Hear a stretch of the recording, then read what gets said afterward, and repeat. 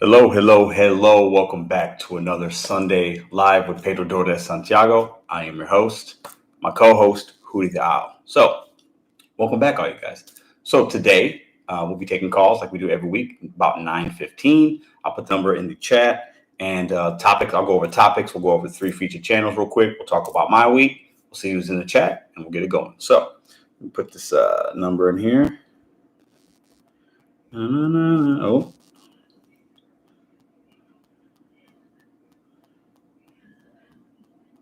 Boom. All right, let's get into it. So my week was pretty good. Didn't work this weekend. I try not to work Saturdays and Sundays if I can avoid it. I hit my goal with the 5 days. I did have one day that was a struggle. It's my worst monetary day I've had since I've done gig life. Maybe there were some where I didn't make as much, but I only did it for like an hour or two. I've had those, but like having a full day of slated, it just didn't happen. But we can talk about that later. That one of the topics is kind of geared towards that. So overall, my week was good. Hope your week was good. Starting to get a little chilly in St. Louis, which I love. I love the fall weather. I think this holiday seasons approaching us are going to be busy in my market. I expect to make good money over the next couple of months. And you guys can let me know in the chat how you guys view the holidays as it gets colder. Maybe you're in a market where the weather's the same all year. Maybe it's going to get really cold. Do you work less? Do you work more? Some people might not work during, snow and things like that. So also, can I get a thumbs up to make sure you guys can hear me? If I can get somebody to thumbs me up, make sure the volume sounds good. Please let me know before I continue. While we're doing that, I'll wait to get a thumbs up before. Thank you, Ethan. So topics, we'll talk about the topics, then we'll talk about featured channels and what we're going to talk about today. So topics this week. First topic. Let me look at my notes here. Hold on. I'm a little behind. What's going on here? Okay. Do the gig apps really control us? I did a video today. Some people talk about how they really do control us. They have all the control, and we want to get, we complain about what they do as far as how the app works, and they pause us and this and that. But my question, and I want to take calls on this tonight. Do they really have as much control over us as we give them the credit for? There's not a right or wrong answer for that. Second topic. When you're having a bad day, maybe you're out just, the first hour or so, it's just bad for you. Unassigned orders, long waits, bad merchants, maybe bad customers. You're just not feeling the vibes that day. You're not feeling positive. What do? Do you automatically stop and take a L and just say, this isn't my day? Do you adapt? Do you change zones? Do you go home and then come back for a different shift? What do you do when it happens? How do you deal with that type of negativity when you're having a bad day and when it starts off bad? Okay, because I had one of those. I actually stayed out myself, but there have been some times where I just say, you know what, I got to take a L. I can't do this today for whatever reason. But I want to hear from you guys. And what do you guys do? What strategies do you use? What do you do to adapt? How do you get past that? Third topic tonight's going to be, and we've talked about this a little bit. I've made some videos and I did a live maybe a couple months back. What are we? I think the majority of us, myself included, for a while, we're independent contractors. We're independent contractors. We don't, we have to put money aside for taxes. IRS says we're independent contractors.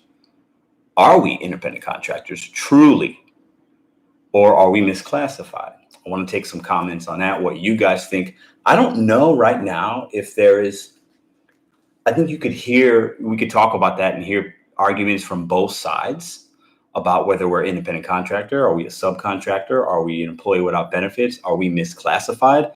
Did a video about that subject today as well. I think this gig space is very new and skyrocketed over the last few years. While we've always had things being able to be delivered to us even hundreds of years ago, right? And even just in the last 50 or 60 years, the milkman, you got newspapers delivered, Chinese pizza, those are always kind of the go-tos back in the 70s up until now. But now it's like you can literally get anything delivered. So we have this new labor space, and are we misclassified? I want to take calls on these 3 subjects today. So any calls that we're talking about, please give a quick thing about that. And if you got something else, that's fine. So those are going to be the topics for the day. Moderators, please, if you got a blue wrench, feel free to put the number 314. I forgot my own number, 526-6232. Put it in as much as you want. If you have a channel, you can put a link to your channel. That's fine as well. And in the 3 featured channels, I put them in the actual description in the live chat. Those are my dogs. 3 featured channels. Delivering with Ellen. It's a new channel. I know she's been a supporter of this channel, and I stumbled upon her channel, I believe it was yesterday. And I knew she had one. I just hadn't really gotten it yet, so I had to search for it. So check her channel out. And like I said, with everybody channels that I shout out, watch a video or two, and if you like it, hit the red subscribe button. It's free. If it's not your kind of content, that's fine as well, but at least give it a shot. Second channel, Gig Cleveland. He's also a supporter of the channel. He's called in a couple times. I don't think I had shout out his channel. Check out Gig Cleveland. I'll have links to these descriptions at the end of the show. And in the last one, I always do 3, and then the third one's always a non-gig related channel that I enjoy, and maybe you will enjoy it as well. If you're a sports fan, and I'm a big one, as some of you might know, specifically baseball, we got the ALCS, NLCS going on right now. There's a channel that is fantastic. This is a big channel, okay? So they don't need support from people, but it's an entertaining channel. Jomboy Media, Jomboy Media. If you type in Jomboy, Jomboy, all one word, it'll pop right up. It's got over 1 million subs. He does breakdowns of certain in-game things, and the way he breaks down maybe an at-bat between a pitcher and a batter, or maybe outfield throw from right field to home, and he breaks it down in such a awesome way because he knows the game, but it's funny, and he looks at things that are going around, even the play that maybe you might have missed. It's a fantastic sports baseball show, is what I would say. He breaks down clips. He's like reacting to plays. It's fantastic. Delivering with Ellen, Gig Cleveland, Jomboy Media. Those are the 3 featured channels for tonight. All right, so we're at 9:08. Let's take a look and see who we got in the chat tonight. So we got David. What up? Bill, welcome back. Christopher, Delivering with Ellen. How are you? Bill, what's up? Mad Dash, what's up, brother? Terry, the Driven Dad. Christopher Taylor, Noah Boots. We have Kristen Hannibal. What up, brother? We've got the Driven Dad. How are you? Our Cold Water. We the Torres. Ethan Creates. We got Pull My Finger. Artist formerly known as Pull My Finger. We got Sue in the house. How are you? Gig Lebowski. What up, brother? Marvin, Michelle, Terry. We got Sam. Your Vegan Driver. What up, brother? Jacob, Kyle. What up, man? Jesus. Pia, Sue, Smoking Ass 2007, Delivering with Ellen says, wow, thank you so much, Pedro. Really appreciate it. I appreciate you. No problem. Jomboy, Gig Lebowski. I know you're a sports guy. I'm sure you follow Jomboy, or maybe you've heard of him. Donna, how are you? Mike, Nicole, how are you? So those are so many people that we got in the chat so far. So topics tonight, I'll go over them one more time. We're talking about what are we? Are we independent contractors? Are we misclassified? I saw some good content over the last couple weeks talking about this, and I know I've talked about it, and I said we're independent contractors, and people have gone back and forth with me about that. At this point, to be honest with you guys, I have no idea what we are. I think we're a mix of things. I think over the next maybe 5 years or so, we will probably be something more concrete as we get more states coming into the mix and businesses being questioned and things like that. Maybe there's legislation passed, whatever. I think it's really tricky. Second topic, when you're having a bad day, it's not going your way and it starts off that way. What do? Do you stop? Do you go home? Do you take a break?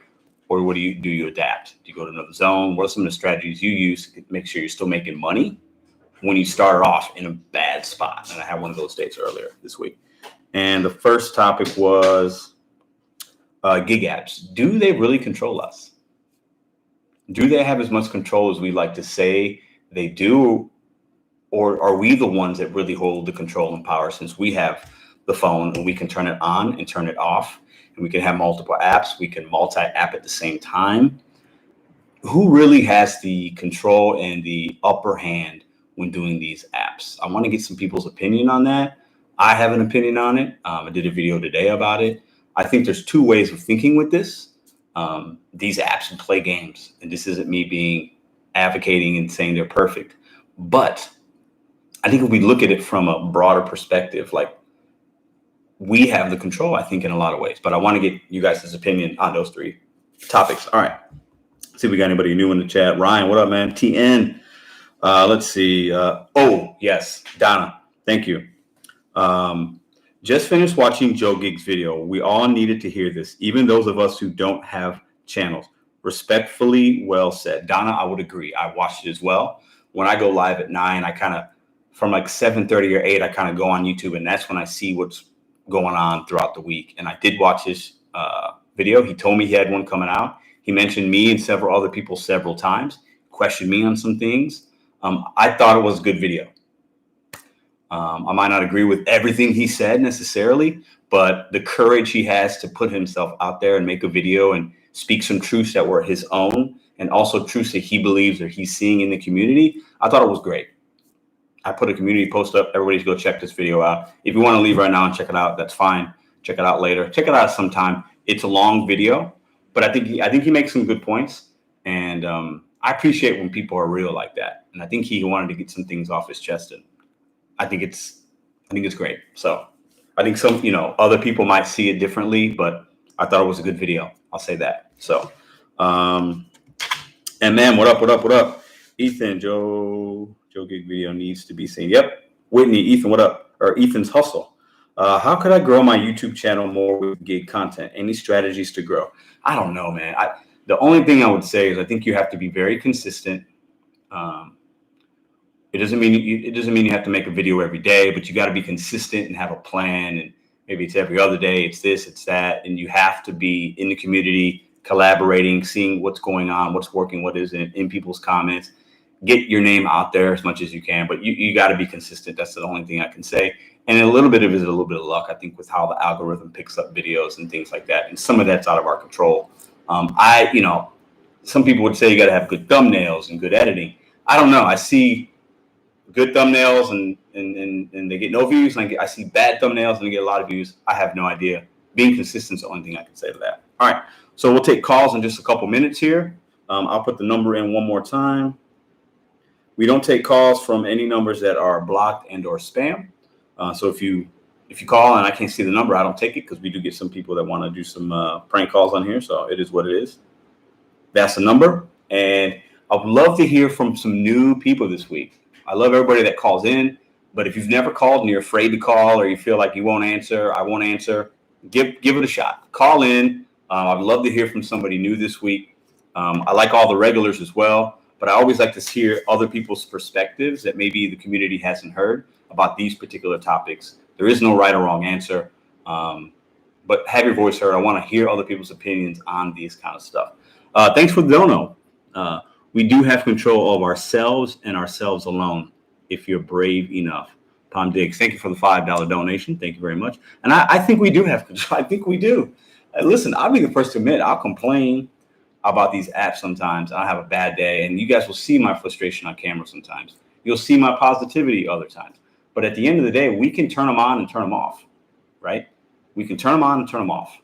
And somebody made a comment in the video I put out today saying, and this is in comparison to maybe a W-2 or other lines of work.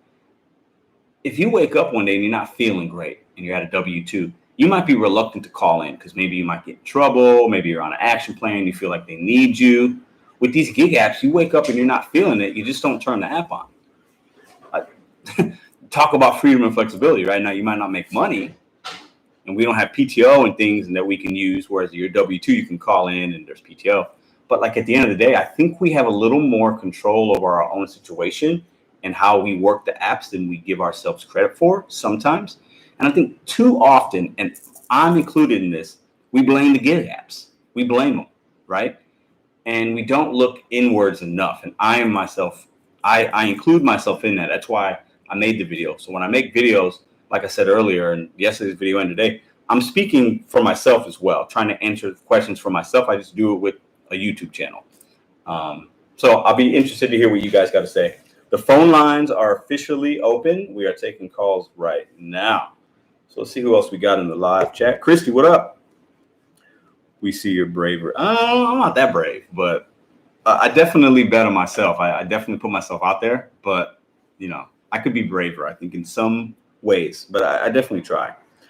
Christopher, is getting the alcohol delivery certification worth it? I don't have a certification. I took the test, but I was delivering alcohol before then, so I don't know. I'm not really sure. It's a good question though. All right, let's take our first call.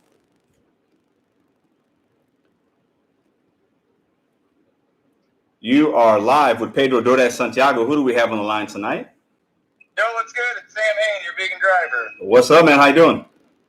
I'm all right. I'm still working right now, actually, trying to put a cap on this week. How long are you going to be out till? It is 9:17. Everything dies down here usually about 9:30, so Okay. sometimes they'll string me out till about 10 or 10:30 if I get another couple good ones, but yeah, not very long. I usually kind of end my week like starting up on the live, and then somewhere during the beginning of that, I end up home free, and then I'll call in after I get home. Right on, man. That's what's up. So, what do you think about the topics tonight, man? What are you thinking?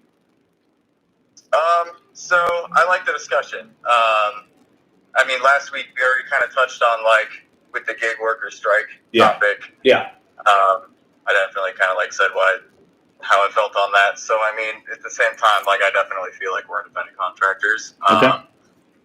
But that's a really good point that you like just mentioned that I didn't quite hear. Who else? You said someone else brought up that at any point in time we can just like not log in or just hit pause after this one and then be done.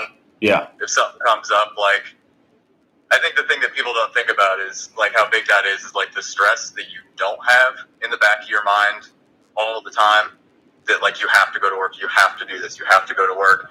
I can't do that until after I'm done with work. You know, maybe something's closed and you get out of work at 6. Yeah. Stuff is only open till 5. Like you just keep saying, I have to wait till Saturday or I have to wait till next week. Like that kind of stuff, when you don't live with that kind of stress, that has a big effect on just your daily operation. Sure, absolutely. Like you just know, like, if you ever need to take care of something, you can just log out and do it. Yeah. No, I think, and I think that's one of the main things, one of the main reasons I think a lot of us do this. So. Yeah, me for sure. Shoot, what were the other? So what about? The other one is the other two are when you're having a bad day. Maybe you started your dash today or whatever apps you got, and the first hour was just really bad. You ran into some issues, or you weren't making money.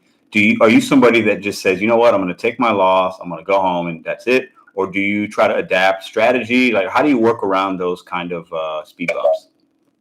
Yeah, that's such a good question. I think I kind of do like a little column A, a little column B. If I had a bad shift or a bad couple hours, like because something is going on, there's recently we had another kind of a flood the other night, so there's been a lot of like they're digging into the street to do electrical stuff and street lights are out, whatever. Mm-hmm. If it's stuff like that, it might be better to just like go home for the next 4 hours and come back out at night and see if night shift is easier to get around. Yeah. Stuff like that. But if it's just like a couple of bad people and it really somehow puts me in a funk or takes some energy, I'll try and go home and like get something done that I've wanted to do. Like I'll go home and knock out a to-do list thing to like take my break, and then that way I kind of feel better about my day because I like still made some money and then I went home and got something done, and now I have a chance to get back out and make the rest of what I need for the day.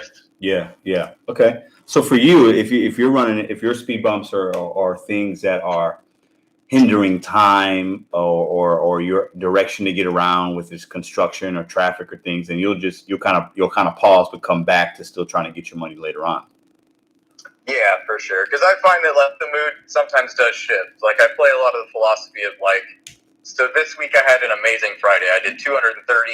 I left my house at 11 a.m. like way later than usual to do a full day, weekend day, and even at like 2:30 or 3, I remember saying to myself, like, it's been steady, but this is not even a $200 day. Yeah. And then I did well over that. And then Saturday morning was god awful, and Saturday evening was not great. So from my perspective, like, if there's only so many people in town, my market's only like maybe 1 million-ish metro.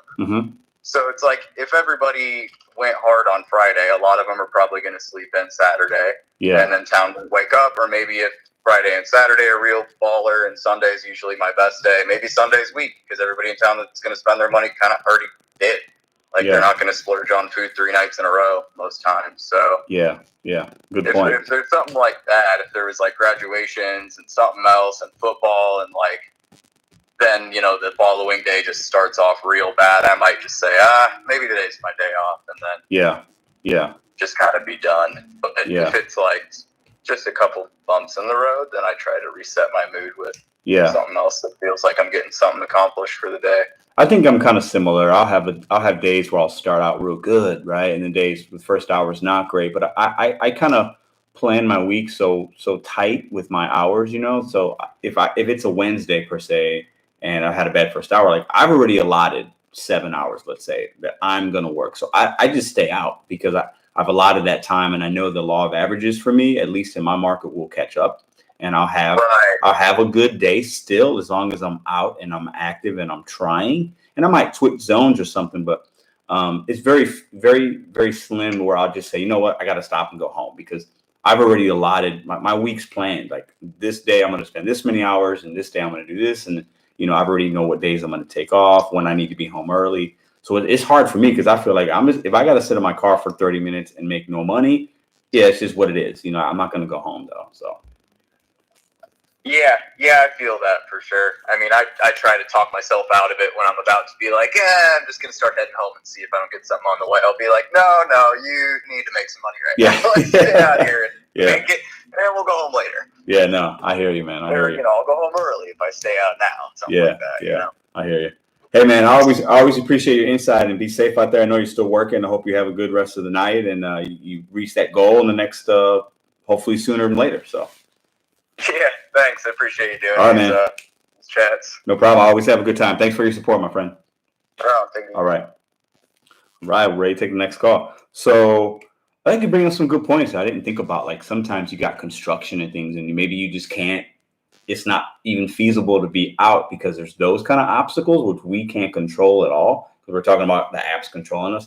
There are going to be things that happen even outside the apps that we don't. Traffic is a big one. I'm in an area where I have a couple big college universities where I dash, and sometimes the traffic there with just even the foot traffic and things and construction, like it can be to where you take one wrong turn, it takes you 15 minutes to get to where you really want to be, where it should have took you 2, So that's a good point about the traffic. I didn't really think about that, but I see what we got in the chat. Joseph, what up, man? Patty, poetic sin. Ooh, I like that. What's the phone to call in? What's the phone call time limit? I try to do calls 5 to 10 minutes, but sometimes, people like to ramble. We'll take a 15-minute call, but call in, my friend. You got the lines are open right now. Anybody can call. We can talk about those topics. Talk about something else if you want as well, but we'll try to stick it to the topics. Let's see what we got going on in the chat here.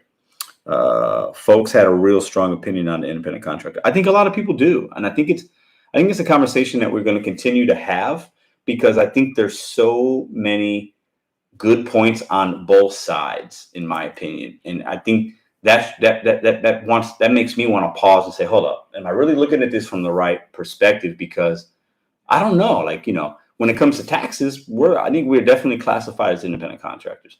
But when it comes to other things, there's a gray area there. And I think that's what I want to talk about to get people's perspective on it, because I honestly don't think any one of us can say definitively we are this.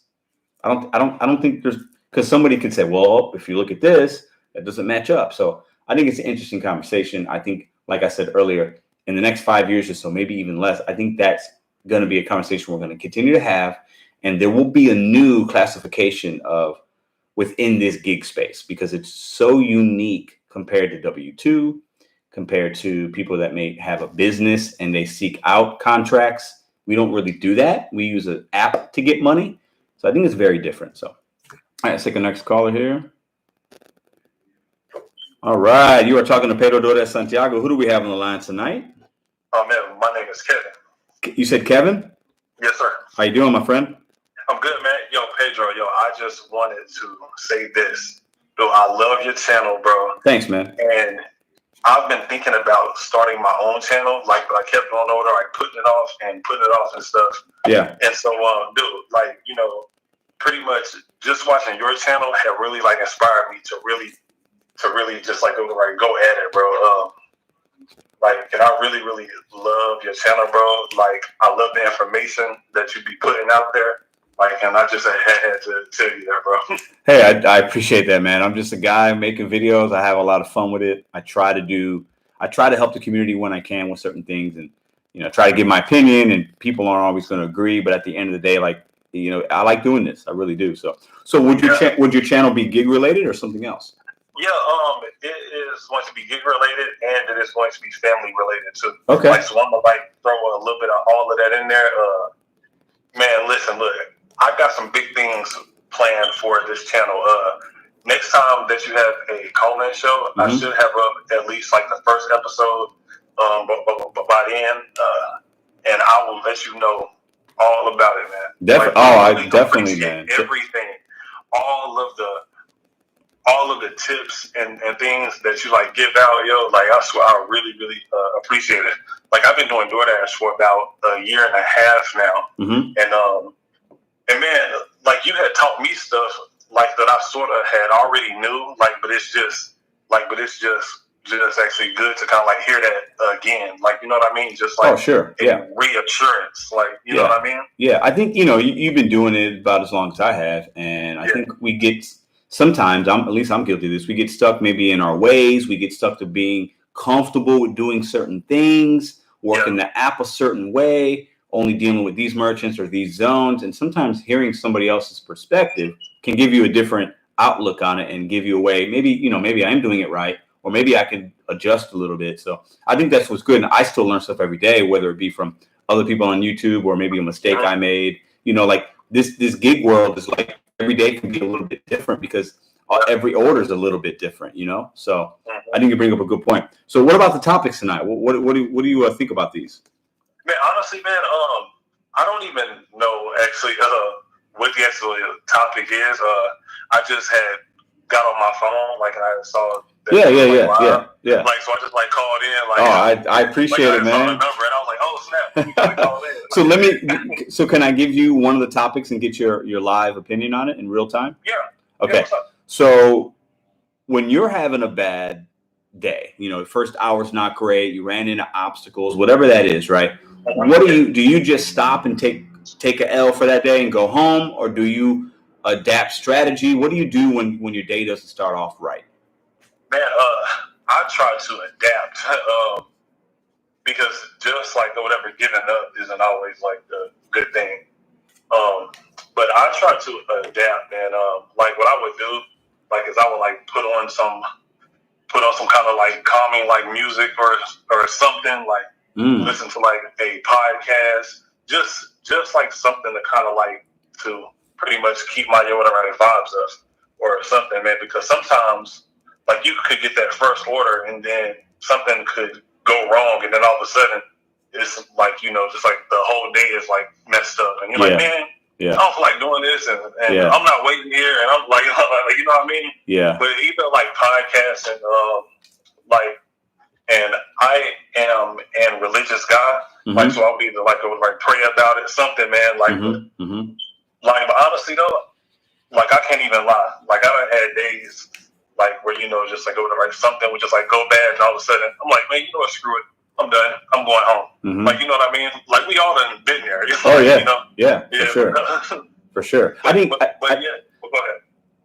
I think sometimes you brought up a good point about the music. I don't do that enough. I used to, but now because I'm recording so much in the car to make a video, like, I think I need to get back to, like, hold on, let me put a good song on or something. Listen to a podcast that's kind of inspirational or motivating me to get me out of that negative space. But like, I try not to go home because I know if I go home, I might not go back out, and I'm trying to make that money. But like, I think you bring up a good point about knowing when to maybe stay out and get the motivation from music or some, or reading some scripture or whatever, gospel, something, it's just a religious man, or also knowing, mentally, this ain't my day. I'm not in the right headspace. I got to just go home, reset, go back out tomorrow or whatever. And I think knowing the difference of where you're at within your day, I think is really important, Yeah,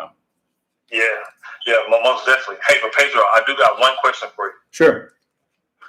So I saw the video when you was in like a record store or something like that, or something, like, and there was like some like Red Hot Chili Peppers on or something, like, okay, in a restaurant. Okay. So, but anyways, who is your favorite band of all time?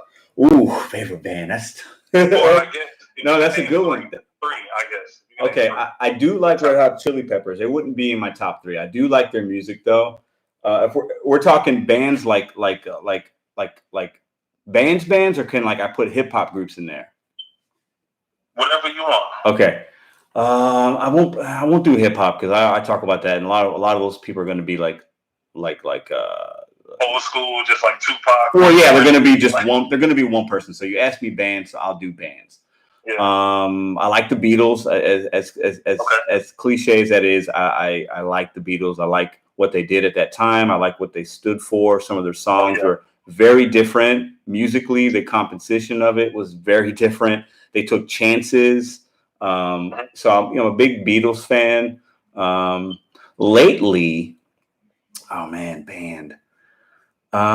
You know what? Growing up, man, listen, this is going to sound crazy, but there's a group called the Counting Crows. My dad used to really like the Counting Crows. I used to listen to them, and they had like their music's not great, but that's like nostalgic for me because me and my dad would listen to that in the car, and like I would listen to the words, and like it was kind of fun music. So that's a band I really, really enjoy. And I would probably say Rage Against the Machine is a group I really like. Man, classic. I consider them a band because they're instrumental, but they're hip hop and rock kind of before it was even popular. But like what they stand for, and they came around in a time when we needed it. And I feel like I wish they were making music now because I'm sure it'd be even better than it was even 20 years ago. But those are three of my kind of favorites that I can always listen to and like always get something from them. So. Heck yeah. Well, that's cool, bro. Well, I will give you my top three really, really quick. Yeah. Then I'm going to go. Pearl Jam, Alice in Chains, and Caesar. And that's my call. Thanks, man. I appreciate it. Yeah. Those are some good bands. Pearl Jam's, I think, underrated. Their album that had the song Jeremy on it is, when that album came out, I was probably maybe 10 or 11. And I remember that. Smashing Pumpkins is a good one too. I used to listen to Smashing Pumpkins, Nirvana. There's a lot. I'm a big Red Hot Chili Peppers fan. I like Chevelle. There's a lot. It's hard to name three, but those are the three that kind of came to my brain in that moment. So, what up, Mr. Flex? What up, man? How you doing, brother? I hope you're doing well. Hope you had a good week. Lauren, hello. Jacqueline Taylor, Lucinda Phillips, how are you? Always good to see you here. Chris Nord, hello. Wow, the fantastic Selson. Selson 667, what up? See what else we got in here. Don't be afraid to call, guys. We got questions. So the topics tonight, do the gig apps really control us? Or do we let them control us? That's topic number one. Topic number two, when you're having a bad day, that first hour isn't going great for you. Do you go home? Do you take an L? Or do you change, adapt strategies? What do you do when the day doesn't go as planned initially? How do you adapt? What do you do? And the third thing, what are we? Are we independent contractors? Are we misclassified employees? Are we subcontractors? I have no idea.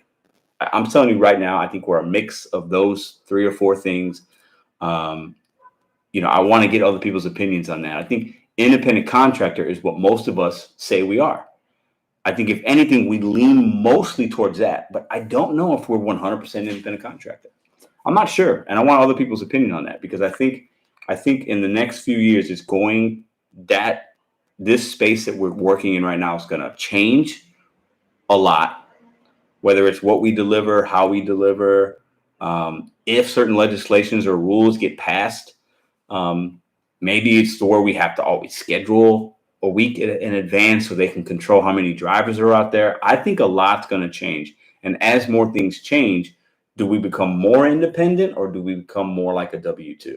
I think that's the way it's going. It's going to go one way or the other. We're not going to continue to be kind of in limbo. And I feel like the last couple of years, we've kind of been in that limbo space. So see what else we got in here. Don't forget to smash the like. Oh, always smash the like button. Madonna is my all-time favorite. Madonna, man. Madonna is somebody that has reinvented herself so many times. I remember probably early 2000s, she started doing like rap and had gold teeth and like she was doing strange things, but like the old school Madonna, like Material Girl and stuff like that, like that's the good stuff to me. The newer stuff, I think she was out of her element, but respect to Madonna. She did some good stuff. So what else we got in there? Beatles are my absolute favorite. Yeah, I'm a big Beatles fan. I know that's so cliche because like it's the Beatles, but like if you dig deeper, when I listen to music, I'm a big like A side versus B side. So A side's what's going to be on the radio. It's going to be the popular songs everybody knows, right? Let It Be or whatever it is, right? but the B side for the Beatles is where the good music is, in my opinion, when they took chances on things and they were making music that people weren't really doing back then.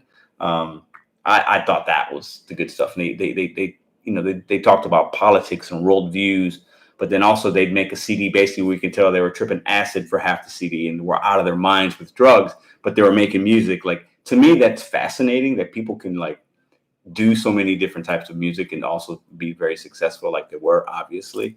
But yeah, I'm a big Beatles fan. So I don't listen to their music as much as I used to, but there have been times, weeks where I'd listen to a whole album and just like listen to 2-3 albums like in a day, and just trying to wrap my brain around like where they're coming from and stuff like that. And then I would go down the rabbit hole and listen to other music and stuff. So it was always cool. Kid Cudi, Deep Cuts. Okay. What's the number again? I'll put the number in.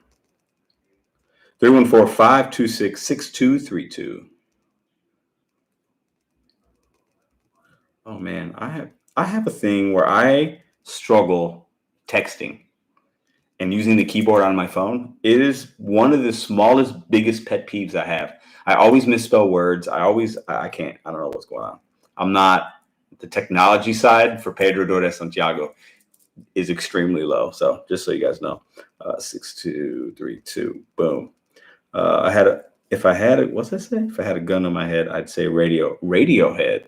I don't know enough about Radiohead to have an opinion. I know the band, but why are you texting? I don't know why. I have no idea. Julie Booley. Donna, you know what? I feel like I saw her a couple weeks ago in here and maybe somewhere else. All right, let's take this call. Ooh, who is this calling? Hold on. You are live with Pedro de Santiago. Who do we have on the line tonight? Hey, Pedro. This is Edwin from Hawaii. Aloha. I saw the Hawaii. I was like, that's awesome. I don't think I've ever had a phone call from somebody from the island. How are you? I am doing fantastic, brother. And I think I've sent a super chat before from my YouTube account, but just wanted to thank you.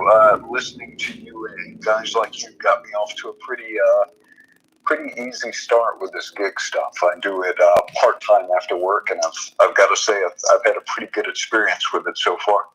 I'm really glad to hear that, because some people don't, and I'm glad to hear the positive people saying that they are having some good luck and making some money and having a good time. So that's awesome, man. I appreciate that. You said it was Edwin, right?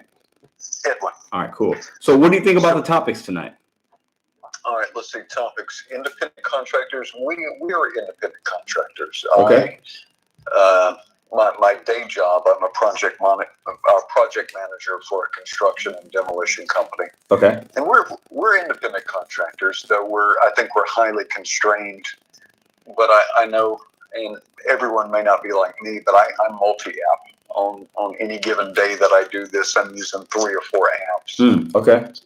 So there's a lot of things that are under my control. Whether or not I take something, what apps I use, and then all the individual choices about your own routing and the way you handle yourself. I think we are independent contractors. Yeah, I think you bring up some really good points, because we do have what I would say almost ultimate control. Like you just said, you could multi-app. I do the same. We could unassign an order if it's taking too long. Nobody says anything to us, as long as you don't go down, as long as you don't do it too often, right?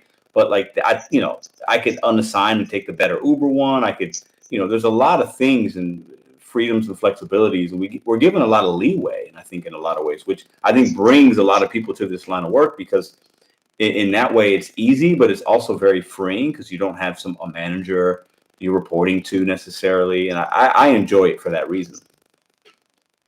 Yeah, I do too, and I can say when I first started doing it, I was probably driving a little bit too aggressively and being a little bit too scurrysome. And I found as I slowed down just a little bit,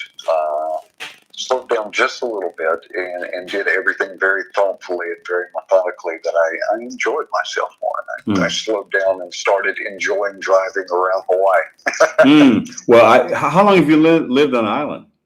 About 20 years, about 20 Wow. years. But it's been so interesting because there's a lot of places I just never would have gone or never would have needed to go. So just seeing little interesting little corners of neighborhoods, and I thought I knew where I lived, but after doing this, I definitely know my area. It's really cool that you bring that up, because I think we don't talk about that enough, as far as getting to know where you really live, getting to know your community, the people in it, little neighborhoods that you would have never gotten to know unless you do this kind of work, Yeah, without a doubt. I'm surprised how many new places I've discovered just in the past 3 months of doing this. Yeah, that's awesome. How long do you plan on doing this kind of gig work? 'Cause I know you said you obviously do this part time. Do you have you working towards something, or? Probably. Well, eventually, I'm going to move back to the mainland, and when I go back to the mainland, I intend to have the payment for a house.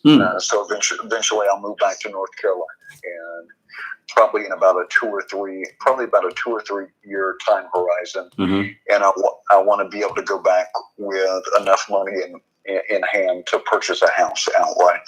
Awesome. That's a great goal, my friend. So I want to ask you one more question, if you don't mind. Sure. Out in Hawaii, what is your base pay out there for DoorDash? I know you have multiple apps. Well, for DoorDash, the lowest order I see is $250. Okay, got it. So okay. I do see some $250 orders out here. Obviously, no tip, no trip. Yeah. With one exception, I do make an exception for that. Uh-huh. We do have some elderly housing and some subsidized housing. If I recognize the address is the subsidized housing or the elderly housing for certain, then I will take that if I have the time and the night's going pretty well. I appreciate you saying that, because I myself is somebody that wouldn't even have thought of doing something like that, because I'm just selfish. But I think, and I have areas like that in my market, and a few of them. And I think it's interesting that you bring that up, because I haven't had anybody else mention something like that before. How often do you think you do that within like a week's time? Would you deliver to that particular area, you think? Subsidized housing, maybe twice. The elderly housing depends on how many, or it depends on how early I get out for breakfast. So I delivered McDonald's twice to the elderly housing. Yeah. We call it kupuna. Okay. Elders here in Hawaii is kupuna. Yeah. I've definitely done some deliveries to like senior citizen, like assisted living places, but they've always been a tip. So, I've always just taken it on that general rule. But I've never thought about looking at like a particular zoning in on a home and saying, okay, that order's $3. You know what? I do want to do this because it's the right thing to do. I've never thought about that, but I appreciate you bringing that up. Yeah, but now I am blessed. Hawaii. I've only been doing this for 3 months, mm-hmm. but like I say, and again, I gotta thank you again for a lot of the knowledge you put out. Working on Saturdays and Sundays, and after work, I typically make about 800 to 1,000 a week. So Hawaii seems definitely to be a good market for now. I mean, that sounds great. Yeah, I would imagine Hawaii, from what I understand, and this is an outsider looking in. I know Hawaii, obviously, big tourism attraction in certain areas. Obviously, a lot of beautiful landscape and things like that. But I know that Hawaii also has, some dangerous places, like places that are very, you don't want to go necessarily. Is that an accurate statement? Like it's like both, it's like one end of the spectrum, I suppose there is. There's places I wouldn't go maybe at certain times of day. Okay. I feel during the day I feel pretty comfortable. I feel pretty comfortable going just about anywhere. Even into housing. We've got like sets and games just like anywhere else. Sure. And I'm just more comfortable with it. It's not like some of the more dangerous areas. We don't have like a lot of gun crime here or like carjackings or anything like that. Yeah. Okay. Got it. Yeah. Well, that's a good thing. There's definitely areas I probably some areas I probably wouldn't go back into at night, but Yeah. I mainly drive within about an 8-mile radius of where I live. I could actually probably take orders from my parking lot if I wanted to. Well, that's nice. That's great. Yeah. Wow. Yeah. Cool. Well, Edwin, I appreciate the call. Anything else you want to ask or anything else you want to say to the people tonight? That's it. I think you were talking about negativity and positivity. A lot of these things, we're not passive riders in our own brains and our own hearts, and so you may not be able to control the money that's coming in, but you can control the way that you perceive and react to things. And sometimes having a good day, having a bad day. Sometimes you just have to pause for a second, reset yourself, and choose to have a good day. And 99 times out of 100, that is probably within our power to make that choice. I think that's a great point. And I myself, sometimes I do better than that. I need to be better at that, because there are times I have to pause and just get myself out of that moment, and realize, what, it's going to pass. Like, I'm only delivering food. It's not, it's going to be okay. You got to just kind of really reflect on what's really going on. And if you stay in that negative space too long, then the rest, it kind of stays with you throughout your shift or throughout your day. Even if when you're done, you can take it home with you, and that's a bad thing. So, I appreciate that. I appreciate that. Those words of wisdom, Edwin. Have a good night, my friend. Aloha. Thank you. Aloha to you. Ooh, somebody from the Big Island, Hawaii. I always wanted to go there, man. I never have yet. I think at some point in my life, I'd like to go to Hawaii. I think that'd be a great vacation to take the family on. All right, let's take this next call. You are live with Pedro Dores Santiago. Who do we have on the line tonight? Oh, smacking AZZ. What's up, man? How are you, brother? Man, I'm doing all right, but I wanted to touch on a couple of points that the previous caller did. Absolutely, the floor is yours. Yeah, what's crazy, for me, is after your last video about whether we're independent contractors or what are we, right? Mm-hmm. I spoke about the insurance part of it, and I got a little bit of backlash from it, but I think it's a hybrid of both. I think it's a hybrid because some of us consider us independent contractors, and other people say it's almost like a W-2 almost. But the thing of it is, if different ideas work, especially for the driver, and if the customer's happy, we get more tips. Yeah. And I was thinking about, like, as an independent contractor, what you had said about when you were managing, I guess, the casino or whatever, right? We have overhead, we have gas, we have maintenance, we have different things. But the backlash that I kind of got, it wasn't real bad, but people feel very, very strongly about what we call ourselves.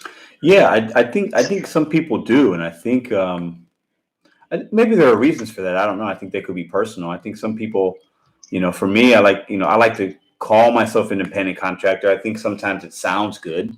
If I'm being honest, it's like, oh, what do you do? Oh, I deliver food. I'm an independent contractor. It's like, it makes you feel like you got something of your own in some way, and you're not tied down by a W-2, and you can say you don't have a boss, and there's a little bit of power in that for some people, right?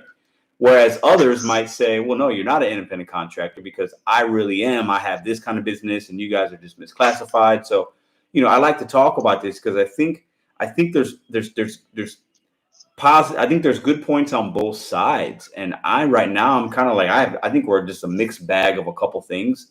And I think it's hard to really pinpoint it definitively one way or the other, in my opinion. At least right now, that's kind of where I stand.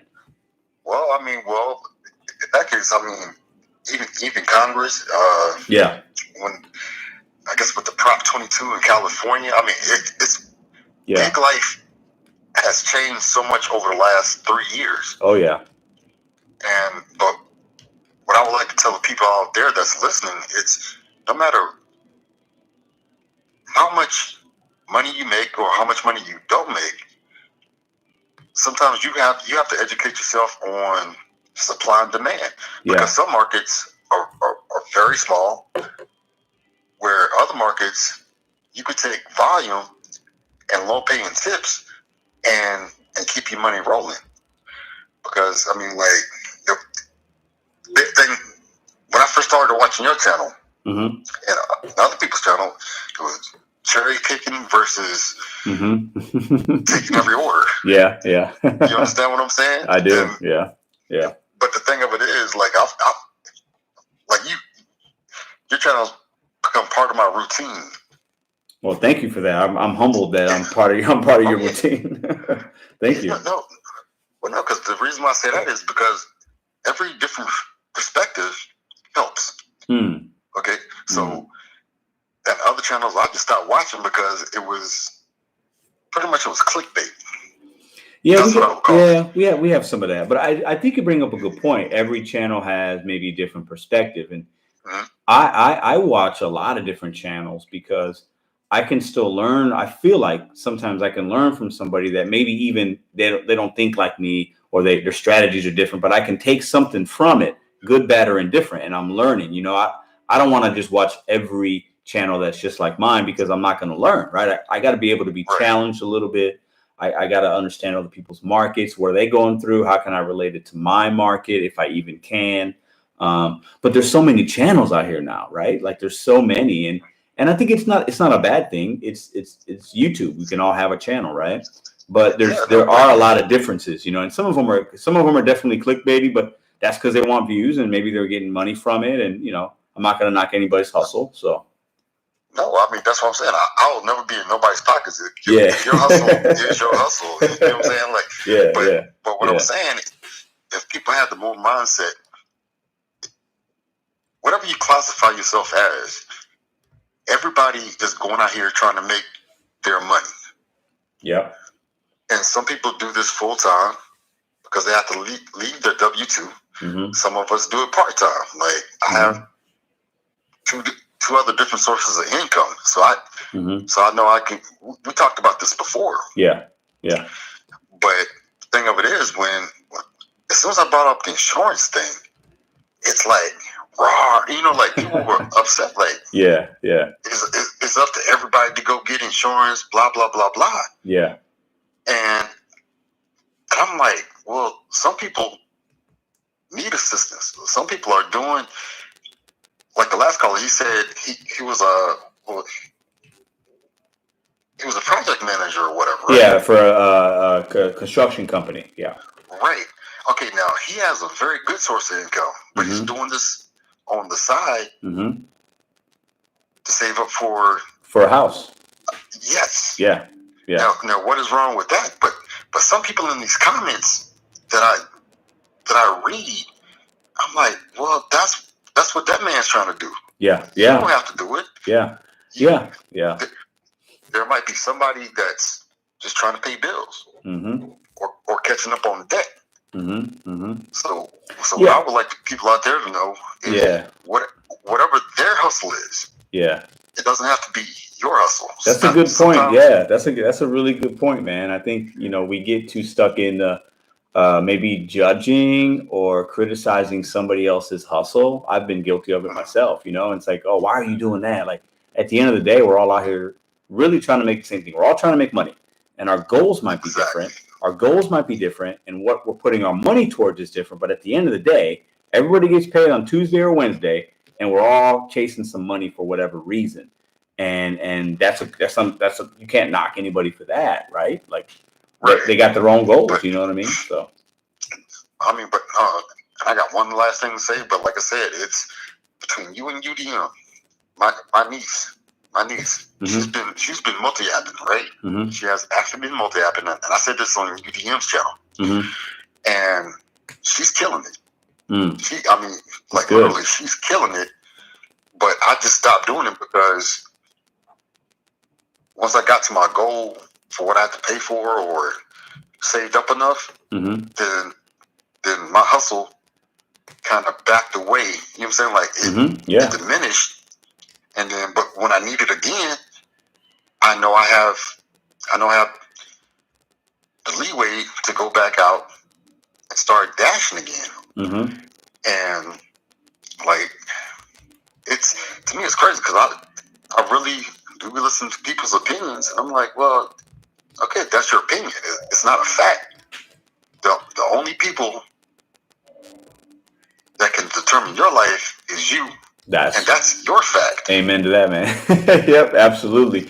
And that's what's good about this line of work is you can come and go out of it, right? Based on what your needs are for that week, that month, that year, what your goals are monetarily, what your goals are for spending time with your family, or whatever that is for you. That's why I like doing these gig apps, man. That's what brought me to it. That, and I have a plan and goals, and I'm trying to reach those. And like doing this kind of work allows me to not just collect a paycheck, because I can do it at my time and do other passions in my life. And and that's what's great about it, man. So hey, brother, I always appreciate you calling in, man. All right, man. I appreciate the support, man. I hope to hear from you again, my friend. Okay, everybody drive safe. All right, man. You have a good night. You too, brother. Thank you. All right, good call. All right, let's see who we got up in the chat. I saw Roy was in here. Kim was in here. Mr. Fox, Tim, Rainbow Dasher. Hey, guys, I like that. Rainbow Dasher. Rainbow Dasher, I saw you for the first time, I think maybe on Hannibal's channel with Dasher Pass, Faith. Is that right? I feel like I saw you in the comment section within that live. Tell me if I'm right or wrong, but Rainbow Dasher, I feel like that name pops out at me that I saw you last week. Shannon, how are you? Welcome back. Eric, what up, brother? Mr. Fox, what's up, Mr. Fox? I saw Flex up in here. Giggy Economy Talk with Lynn. How are you, dear? Hope you had a good week. See if any Cherry Picker. What up? What up? See if I see any other new names that I haven't shouted out yet. Kathy, how are you? Almost home. Miss too much. Pedro and everyone. Hi. We just talking. Eric has. What's up? Christopher Taylor. All right, I think I caught up on that. So topics of the night. We're talking about, do these gig apps really have all the control over us, or do we give them too much credit? Do we really have the control? What do you think about that? When you're having when your day doesn't start off great, these gig apps, you ran into issues, do you just take an L and go home, or do you strategize and adapt? What do you do when the day doesn't go your way initially? And what are we? Are we independent contractors, or are we misclassified employees? Are we subcontractors? I want your guys' opinion on it, because I have no idea. Let's take this next call. You are live with Pedro DoorDash Santiago. Who do we have on the line tonight? Mad Dasher, my brother from another mother. What up, man? What's going on, Pedro? Hey, I got one question before you. How's the working out going? Did you work out today? No. Why not, man? What happened? Saturdays are my day. Okay, got it. It's a Sunday. Got it. It's going slow. It's a time thing. Yeah. Well, you know what? I asked that question because I can appreciate what you're doing, because we're both smaller guys, and it's hard to put weight on, and some people don't understand that. Like, we could put weight on by weightlifting and maybe getting more calories, but like, it's hard to put weight on. I think it's easier to lose weight than it is to add weight sometimes. I don't know. I know it's off topic, but I can appreciate. I remember you said something like that, something to that effect in somebody's channel, or maybe it was with Roy or something like that. But hey, man, getting healthy, working out, doing that stuff is fantastic. I'm happy for you, my friend. So what do you want to talk about tonight? Roy's definitely got to jump on me because he's losing weight. Not putting it on. It's going to be all muscle. Yeah, it's all right, man. Keep doing keep doing what you got to do, man. Either way, you're benefiting yourself mentally and physically by working out. So it's a good thing. Oh, you know what I say? It's just managing your resources. Yep. Energy is one of them. Yep. But it takes time, and like I said, the supplements and the protein and all that's going to take money. Yep. But, so what's going on, man? What do you want to talk about tonight? Have you seen Carson Wentz's quarterback rating lately? You know what? I saw. Hold up. I watched the game. Okay, I was watching the Bears game today. My Bears were we never beat the Packers. I don't know why I succumb myself to this. Like, we can't beat the Packers. So I was watching the game. It started off good, and I was like, I had to I can't watch. So I saw the Colts. I think who they play today? Remind me. Who was it? We whooped them, the Texans. Okay, Texans. Yeah. Okay. I know they won today. I think Wentz threw a couple touchdowns. He looked like Jonathan Taylor had a really good game. The ground game was working for the Colts today based on the stats that I saw. But I think Wentz has had a better last couple games from what I understand versus the beginning. Yes. So. Yes, I just wanted to say he said. I think early in the season you were like, I don't see it happening. Well, I mean, it's still kind of early. Let's not get too crazy, but I think Wentz I think he's a super talented dude. I think he played his best football the first year and a half he was with the Eagles. That's my opinion. But I think ever since that injury, he kind of hasn't really been himself all the way. But I hope he turns it around. I mean, the Colts got some really good playmakers on that team. I love the coach. The Colts can do some things in that division, but as long as Wentz has to stay healthy, We got T.Y. Hilton back. That's a big deal. And you got Campbell and you got good running backs. I mean, defense, you got some good defensive players. The Colts got a team, but they just need. You see the train wreck on Monday night? Jeez, let him off the hook. I don't know what coach said that. Let him off the hook. It's crazy, man. Like this football season has been pretty entertaining so far, I think. It is. You know what I mean? This isn't gridiron talk here. Man, I know. All right, go ahead. Let's get on to what everybody's really here for. I can talk about whatever, but I don't know. In a W-2 world, like when I start getting mandatory overtime, it's great in the beginning, but after like 3 or 4 weeks, you're like, all right, I'm caught up on everything, my bills. I'm ready to take some time off. Yeah. Yeah. So I think that's kind of like we're subcontractors because like in a subcontractor in construction, you have a couple of general contractors that are feeding you work and they have the work. So as long as they have the work and they keep feeding it to you, you can really make a good living being a subcontractor and construction. But you have multiple general contractors that are feeding you work. So, it's the same thing as being an independent contractor. Yeah. But the unassigned is interesting because to back out of a contract is unique. That is interesting, and not enough people talk about that, right? Yeah, like if you were a subcontractor in the construction trade and you backed out of a contract, that would be an issue. It would. It probably wouldn't allow you to continue to either grow your business or make money, right? Yeah, the word would get around through the other general contractors that subcontract work. A lot of just even electrical companies subcontract some of their work because they got more than they can handle. And whoever has the work has the leverage. Like you got to go whoever has the work because you're out there trying to get work. Yeah. And they can strong arm you and stuff and make you take contracts you're not really going to make a whole lot of money on, but you got employees you need to keep working. Yeah. Anyway, so I don't know. It's independent contractor, subcontractor. I think it's the same. Yeah. But to have the flexibility to back out of a contract is pretty unique, I think. I think it's a good point. I hadn't really thought about that, but I've unassigned 100 orders probably in my life. So and as long as you don't go below 80% with DoorDash and with Uber, I don't even know. I've unassigned it, and I don't even know like what that even means, and it's kind of weird, but it's a good point, man. A lot of props to you for multi-apping and making a video. It's multi-apping. But listen, brother, I'm psycho, man. I'm wired a little different. I got a couple screws loose, but when I'm making videos and I got 2 phones sometimes, I got the apps going, it can be a lot, and sometimes it can be frustrating. But at the end of the day, I've got a good little routine now, but I know I can't do this forever because it's a lot going on at one time. I bet. I multi-app with 2 phones, one app on one phone and one on the other, but and that too, with a rough day, you just shut one down. One's not treating you well. Yeah. Or I have multiple hotspots, even 3 or 4 different hotspots in my zone, and I'll just try to catch. If I'm having a rough day, I'll try to catch a run to another hotspot, another affluent where there's other restaurants, just a different vibe, a different zone, and maybe it's not as saturated at that hotspot. Yeah. And a lot of times I'll try to get a run to a hotspot that's further away from my house just to keep me out and going, and not be tempted to go home and just call it. Yeah, that's interesting. So you're saying there are some times where you will, on purpose, put yourself further from home so it keeps you out. Yeah. Interesting. No, I hear you. Yeah, I haven't ever done that per se for that particular reason, but I have definitely gone to where, like, I'm in Webster Groves per se, like where we met next to King and I, and it's just not popping for me. But I'll get an offer that's starting me from, let's say, King and I, but I know it takes me to downtown, and I'll take it based on, hey, I want to be in that area because it's not working here for me. And I think sometimes good dashers will do that because you got to be able to adapt sometimes if it's not working where you're currently at. So.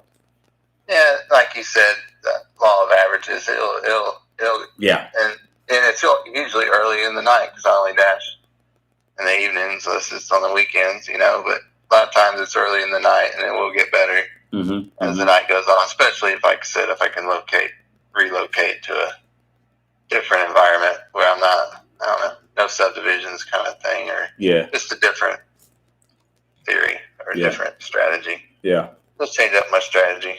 But I think we got to be able to. I think the law of averages will work itself out. I think you got to have your core strategies and plan. But at the end of the day, if you're not adapting sometimes, and you think you're gonna, you got to be able to. You got to adapt, man. I think that's with most things. But like with the gig apps, because they throw us so many screwballs sometimes, and you're multi-apping, and this app does this, and this app really does that. It's like you got to be able to adapt. I think it's super important.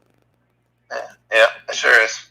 Yeah, I kind of took a Sunday off, like you said, consistent with your channel. But this is the first Sunday I haven't posted a video. Oh, is that right? Had family day yesterday, and nice. And it's just I wasn't feeling it, so I ain't gonna post something when I'm not feeling it. What did you guys do yesterday, man? You guys have some fun? Yeah, family kind of reunion. Nice. We have a place out of town, hour south of Indy, and family got together for a pumpkin carving. Nice, yeah. Party. It was nice. I've never been to a pumpkin patch, man. Not once in my life. Never. I think I'm gonna have to go. I've never done that. Never picked apples. Never went to a pumpkin patch. Yeah. Am I missing something? Should I do it? No, don't fool yourself. We bought their pumpkins at the grocery store. I mean, that's where I get my pumpkins. But I know some people go to the pumpkin patch and they get the apple cider, and they get the pumpkins and apples, and they go on the little ride with the hay bales or whatever. I've never done anything like that before. It's funny because that was last weekend. We did that last weekend. That's cool. I mean, it's fun. I mean, for the kids, I think it's, and I like to be outside. I wouldn't say I'm an outdoorsy guy, but I enjoy doing things outside. But I think that's for kids mostly, I know. I rode a couple rides with my girls, and it actually made me sore. Oh, did it really? Oh. I need to get in shape. Well, sitting on hay bales or whatever in a bumpy truck probably isn't very comfortable, right? So I mean, it's for the kids. It's for the kids, man. You gotta do it for the kids, man. All right, brother. Anything else? Anything else? Yeah. Anything else you got in your mind, or? How you want to keep? I don't know. We're going on 10 minutes. Nah, we're good. Hey, listen, I'll be looking for your channel, man. Hey, I'll I always support you. I like what you're doing over there, man. We got to get some more eyes on you. And I think what you guys are doing with this health stuff, and I like how you're outlining your videos with topics. You got the color thumbnails. I think it's a great idea, man. So if there's anything I could do to help, you can reach out to me, my friend. You're gonna love my next topic. I took tonight off because it's not ready, but you'll love the next one. You know I'll be watching, man. Talk to you later, brother. All right, man. Bye. All right, that's my brother, Mad Dasher. Check his channel out. Let's see what we got in here. I'm 5'7", 135. Are we doing stats now? I'm 5'9". I weigh 162. So the most I've ever weighed was 170. And that was a couple months ago. But my weight fluctuates, man. Like I'll be like 155 1 week. I'll be 162 1 week. I go back to 154. I'll shoot up to it's the diabetes with me. Like my weight like fluctuates a little bit, but I'm kind of a smaller. I guess I'm an average guy, but I'm kind of smaller, I think. But I don't work out. Like I try to stay fit, but I don't do weights and stuff. If I did weights, I can probably put on some muscle pretty quickly. But like I'm not motivated. So I'm not doing any of that. But see who else we got in here. Frugal D. That's that non-meat eater weight fluctuation. Maybe, I don't know. But for me, it's funny. This is a lot of you guys are gonna hate me for this. The more I eat, the more unhealthy I eat, I actually lose weight. My body, blood glucose will go up, and I will actually lose weight because my body, like, it sucks away the fat. So if I eat really bad, like if I eat pizza and cookies and candies, most people gain weight, I lose weight. When I eat healthy and my blood sugar is more regulated, I actually will keep a healthier weight of, let's say, 165, which to me is where I really like to be. It's really strange, man, but that's the diabetes. I can't, I can control it, but I can't control it. It's kind of, anyways. Mike, what up, man? Thank you for that. Not necessary, but appreciate it. I enjoy your channel and what you do. I don't miss a day. I sign up for 3 apps just waiting. I'm in no hurry. Cool. So what do you got? What apps you got, Mike? I'm sure you got DoorDash and Uber. Is Grubhub the other one? Do you do Instacart, Roadie, Shipt, Amazon Flex? What's your hustle out there, my friend? How was your date with your lady? Hope it was amazing. Oh, you know what? It was good. So we actually went to this spot. It's called 360 Rooftop, and it overlooks Busch Stadium. And the Cardinals aren't playing right now because they lost the playoff game. But, like, the view is amazing. We got a couple cocktails, and then we walked down. We didn't walk down. We drove like a couple blocks to Washington Ave and ate at this really cool Thai place. Had some amazing food there, amazing drinks. The service was fantastic. We stayed out for maybe 3.5 hours. It was our first time away from the baby, but we had a good time. But it was crazy because, like, it got to be like about, I guess, 8:30 and 8:39, and we started to go back to pick the baby up from my sister's house. And we got home and we were tired. Like, I was like, I'm tired. I'm ready to go sleep. Like we're starting to feel the age. You know what I'm saying? Like, I could stay out all night, 6, 7 in the morning, be at work at 10 a.m. Like, that was me when I was younger. Right now, if I go out and have a couple drinks and eat some good food, I'm ready to go home and go to sleep. Like, that's kind of where I'm at in my life right now. So it's not a bad thing, but thanks for asking. Rub it in, Pedro. No, I'm not rubbing it in. I'm not rubbing it in at all. That's just the reality of, you're a diabetic vegan. Yes, I'm not a vegan. I'm vegetarian. I don't eat meat. I do eat cheese. I eat eggs. I eat a lot of eggs. I get protein from eggs and beans. I'm not vegan, though. I just don't eat meat. No chicken, no beef, no seafood.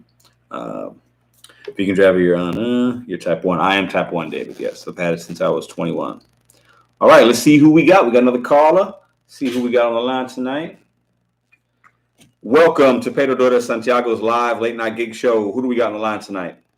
This is Nicole. Nicole, how are you? Good, and you? I'm doing fantastic. Thanks for calling in. What would you like to talk about tonight? Well, about your topics. Go right ahead. Okay, you know the one about when your bad day starts and what you do? Yeah. I worked through, I'm sorry, my cat's behind me. It's all right. I just worked through it. Okay. And, like, yesterday I had a floral delivery, 2 of them, through DoorDash, and I get to the first one, and the person doesn't live there. And so that took time, and I had to, so I delivered the other one, and I had to take the ones back to the florist shop. Like, they put the wrong address in, or? I don't think I think that was the address that they had for the person, but the person didn't live there. Oh, I see what you're saying. Okay, yeah. That sucks. Do you still get paid for that, or not? I did get paid for it. I get full pay plus half to return it to the store. Yeah. Wow. And then today I had IHOP order. I get there as the dasher is leaving, and I got there and I waited at least 30 minutes before they even acknowledged I was standing there. And then I had to wait maybe another 30 minutes to get the food. Oh, wow. What store was this? IHOP. Oh, IHOP. IHOP can be rough for me sometimes too. I've had some issues with them. Yeah. Were they really busy? No. Oh, really? Oh, wow. She said, well, we were really busy. I'm like, no, you're not. I've worked in restaurants before. You're not busy. Don't you love when somebody tells you, oh, and you could see, you look around, like, there's like 3 people in here, or like, like you guys aren't busy. Yeah. I'm like, they need to be moving that food to give it to their customers that are sitting there. And I told the manager, I said, you need to, think about the people who, appreciate the people who are ordering food also. Yeah. Not just take care of the people who are sitting in your dining room. Yeah, that's wild. Well, I know a lot of these places are short staffed and stuff, but like, it's weird because I'll get to places and I can tell if people are working at their maximum speed and, if they're really trying to hustle or they're just like, they gave up and they're just moving at a snail's pace. And I can be forgiving if I walk into a place and I can tell they're understaffed or overworked. I understand. I've been there. I've worked those places. But then like I walked into a Panera bread company last week. They had 20 workers there, a couple people leaning on the counter, some people talking on their phone, and like no urgency. That's when I have to like, I can't deal with that. You know what I mean? Yeah. Well, I mean, it'd be different if people acknowledged I was standing there. Yeah. Yeah. And then I find out that the dasher that was leaving when I arrived wouldn't wait for that order any longer. Yeah. So they got an assignment from him, and then I got it. Yeah. So this customer has been waiting for a long time for their food. That's crazy. That's crazy. Yeah. That's crazy. I delivered it, and he said that he tried to cancel it, and he wouldn't let him cancel it. Oh, really? They said it was in progress. I tell you, they did not start that order until maybe 20 minutes before I left. Wow. And by then he probably was like, I don't want it because it's cold, or maybe I ate something else already, or he was frustrated that he paid for something that took that long. I mean, I get it from customer standpoint. I understand that, Yeah. So anyway, on that, I just try to work through, just keep moving. Yeah. And they'll be, get better. Yeah, for sure. And then I do believe we are 1099 contractors. Okay. Independent contractors. So what do you say? What do you say to the people that say, when you look up independent contractor, the definitions of them, we don't really classify all the way? What do you say to the people that say that? Well, I think an independent contractor means that you get to decide on what you do. Mm-hmm. I mean, you don't report to any one person, or you report to DoorDash, but not as like you're not standing over your shoulder, making sure you're showing up at work at the right time. Sure. You don't have to wear a uniform. Mm-hmm. There's just certain things that as a full-time employee you have to do. Mm-hmm. As an independent contractor, you don't. Mm. And then you're responsible for your own taxes. Yeah. Your own insurance. Yeah. As an employee, you have to, your employer pays half of your Social Security. As an independent contractor, you have to pay full. Mm-hmm. Yeah. So I believe we're independent contractors. Got it. So what about, do you feel like the app is like controls you, or do you feel like you have the control when you work in the apps?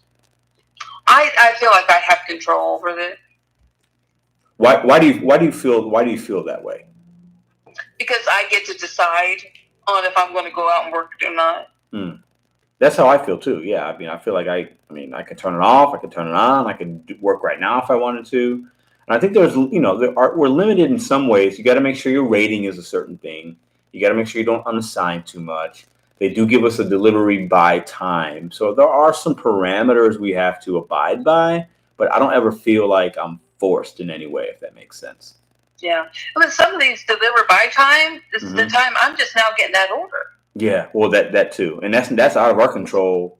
Most of the time that's out of our control. I think there are some people that might multi-app and take advantage of the situation, or maybe you drove the wrong direction and that could be your fault, right? Of why you're late, either getting the food or dropping it off. But at the end of the day, like that delivery time is set by DoorDash or Uber or Grubhub, and we can't control that at all. That's one thing. Is like we most of the time, I think 99 times out of 100, we don't have any say in that. It's just the restaurants and when it was dispatched, and that's all we can really go by.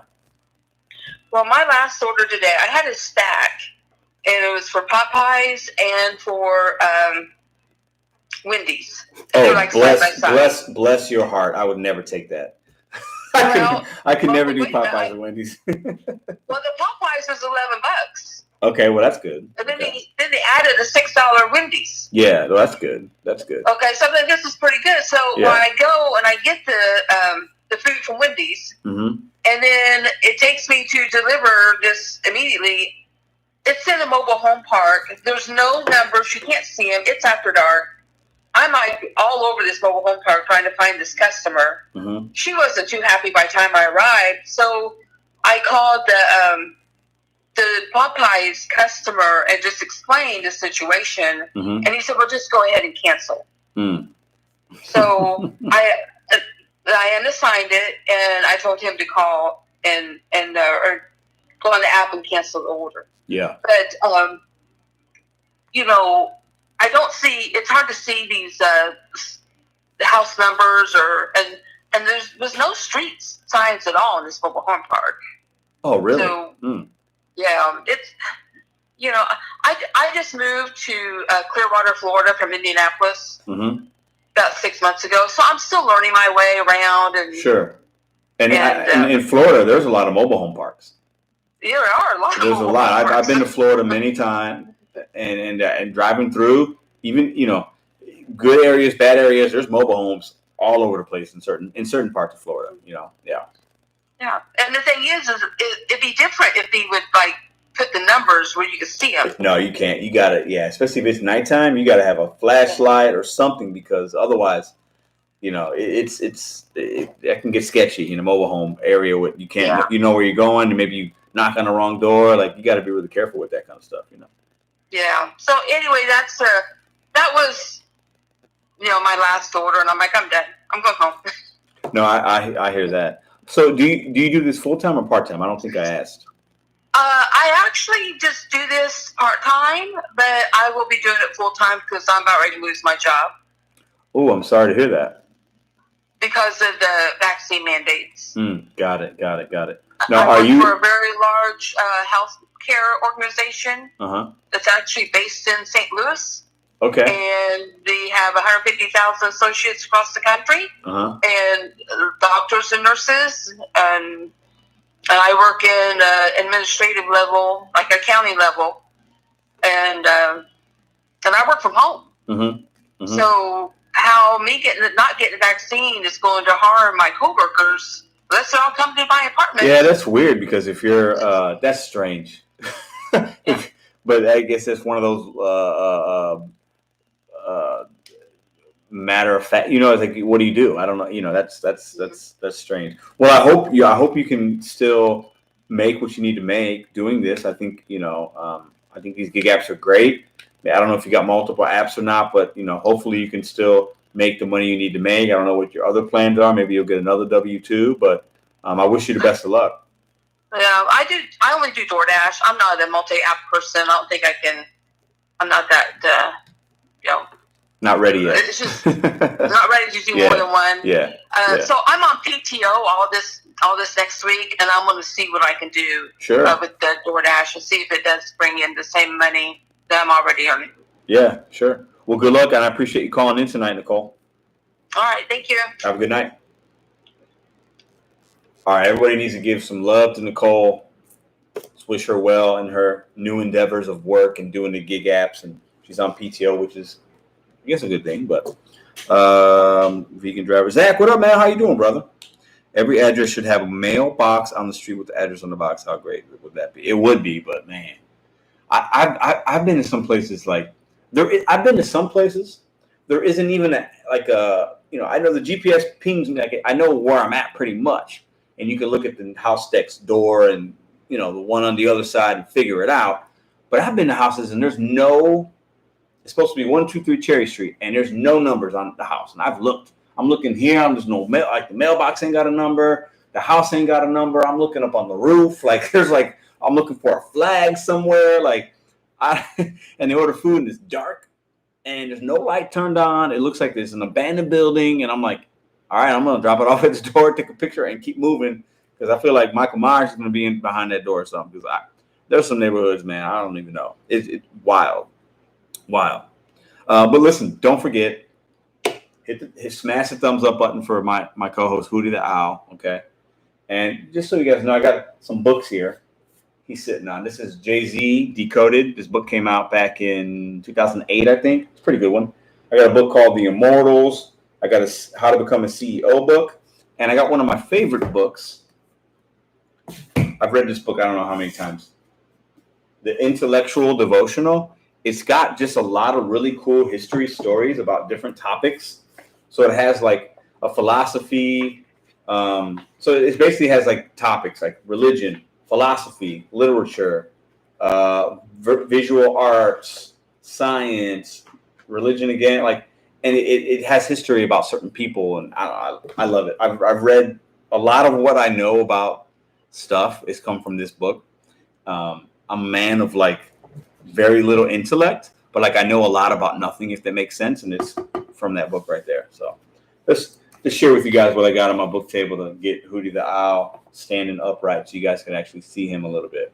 So, all right, I think we'll still take another couple calls. We got David, Palm. Look at you taking notes right out of the JRE handbook. That's funny. You talking to me? Yeah. She should have more apps just in case of deactivation. Yeah, I mean, she should. I think she's just starting this. You know, she's doing it part-time. So I think that's good advice for our friend Nicole. Even now, not the meaning you have to work them at the same time, but if DoorDash is glitching or it's down or it's just not busy, you turn on Uber, you turn on something else. I think that's important. I highly recommend it. For a number of months, though, I only had DoorDash. I had the other apps, but I would only have DoorDash on. And lately, I'm able to make the same amount of money, but having two apps on, but making it in less time. And for me, time is valuable. And if I can work 10 hours less a week, but make the same amount of money, it's fantastic. All right, let's take this next call. Good evening. You are live with Pedro DoorDash Santiago. Who do we have on the line tonight? You're speaking to Bud. How you doing, Pedro? I talked to you in your last live event.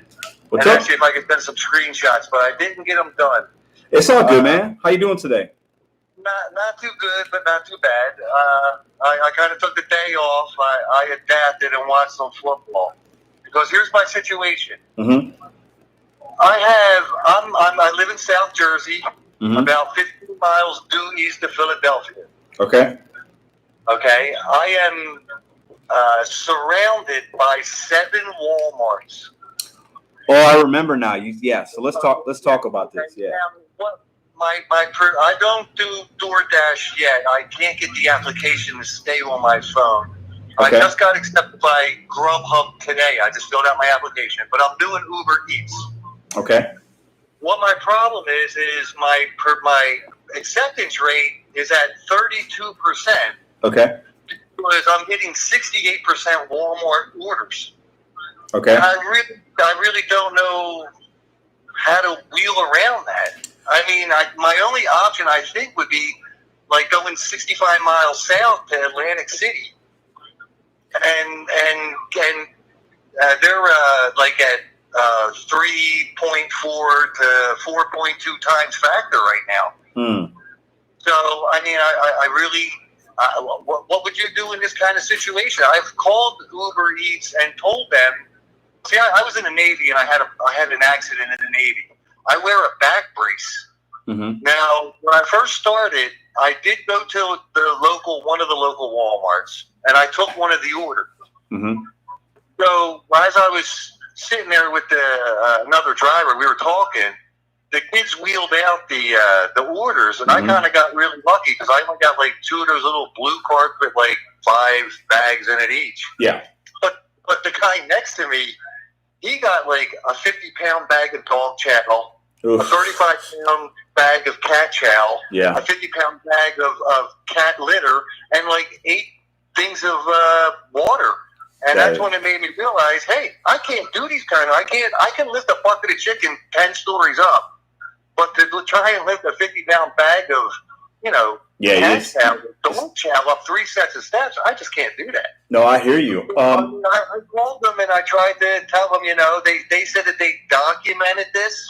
But what I'm afraid is I'm going to get thrown off the platform because each week my percentage just keeps on going lower and lower and lower. And then, like, on Friday, they were just throwing me nothing but $2 and $2.85 orders, and I rejected those. I'm not going to take those. I'm not going to go 6 miles for $2.50. No, I don't know anybody who would. You're not making money on that. So, with all your experience, I guess my question is, and I know you're a busy man, and time is money, and I'm kind of trying to bank on myself here. What would you do?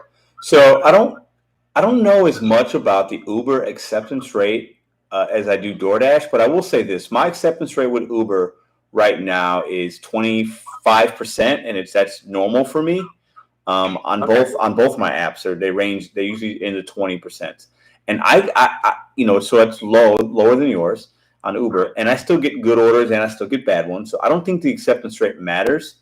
But I would say this as far as the Walmarts go, I think it sounds like your options are either driving more miles on your car to get out of that zone, which that sucks into your profits, right? Yeah. Which isn't the best thing to do, but it sounds like you would be willing to take some Walmarts if there were smaller orders, because not all of them are bigger ones. I've actually thought about accepting the Walmarts to reject them and say that I can't physically do that, and maybe the algorithm would catch that. But I called them about this situation, and all they're telling me is for me to not take a Walmart order is to put on my UberX. But right now, I don't feel, even though New Jersey is at a 75% rate where everybody's, got the shot. The shot. Mm-hmm. Mm-hmm. I still don't trust it around. You know what I mean? There's still. No, I get that. I have grandkids. I don't want them. I don't want another person in my car right now. No, I get it. Yeah. So when you get these Walmarts, are you finding that a lot of them are coming in around the same times of the day, or are they just all over the place? It's a 24-hour thing. As soon as I turn on my application, usually my first orders will be 3 Walmart. Like I start at 8:00 in the morning, and it seems that's when the Walmarts start. Okay. So, and what's really weird about it is I'll reject the first Walmart, and 3 seconds later they'll send me the same exact order back, which is like really just crushing my acceptance rate, and that's it's very frustrating. I will say this though, in my opinion, okay, this isn't fact, but in my opinion, I don't think you need to worry about the acceptance rate, and this is why. From my experience in doing, I think I'm at about maybe 500 Uber Eats. So not as many Uber Eats as I've done DoorDash, but my acceptance rate, like I just said, is in the 24, 25%, and I still get bad and or good orders. Another thing that they're doing to me is when I don't take, they'll send me the Walmart, then they'll resend me another one, usually the same exact one about 3 seconds later. Then about 5 minutes later, they'll send me another one, and then that puts me in an automatic timeout for at least a half an hour. Oh, okay. I mean, like they're still counting it as a rejection, but then, like the place where I hang at in the mornings, there's a bagel place, there's a Starbucks coffee, there's a donut shop. You know what I mean? So if I were to get regular food orders, I'd be making out like a champ. Yeah, no, I hear you. There's Walmart's in there, and they're just crushing. I think I know you said you signed up for DoorDash or Grubhub, right? I signed up for DoorDash, but what the problem is okay, you know how like the Uber Eats platform stays on as soon as you turn on your phone and it doesn't go off? The DoorDash one fades out with my phone. I've called technical support about this. They even had their algorithm people on there, their software people on my phone to try and figure it out. They've had me uninstall and reinstall the application at least 20 times. I mean, I'm very frustrated with DoorDash.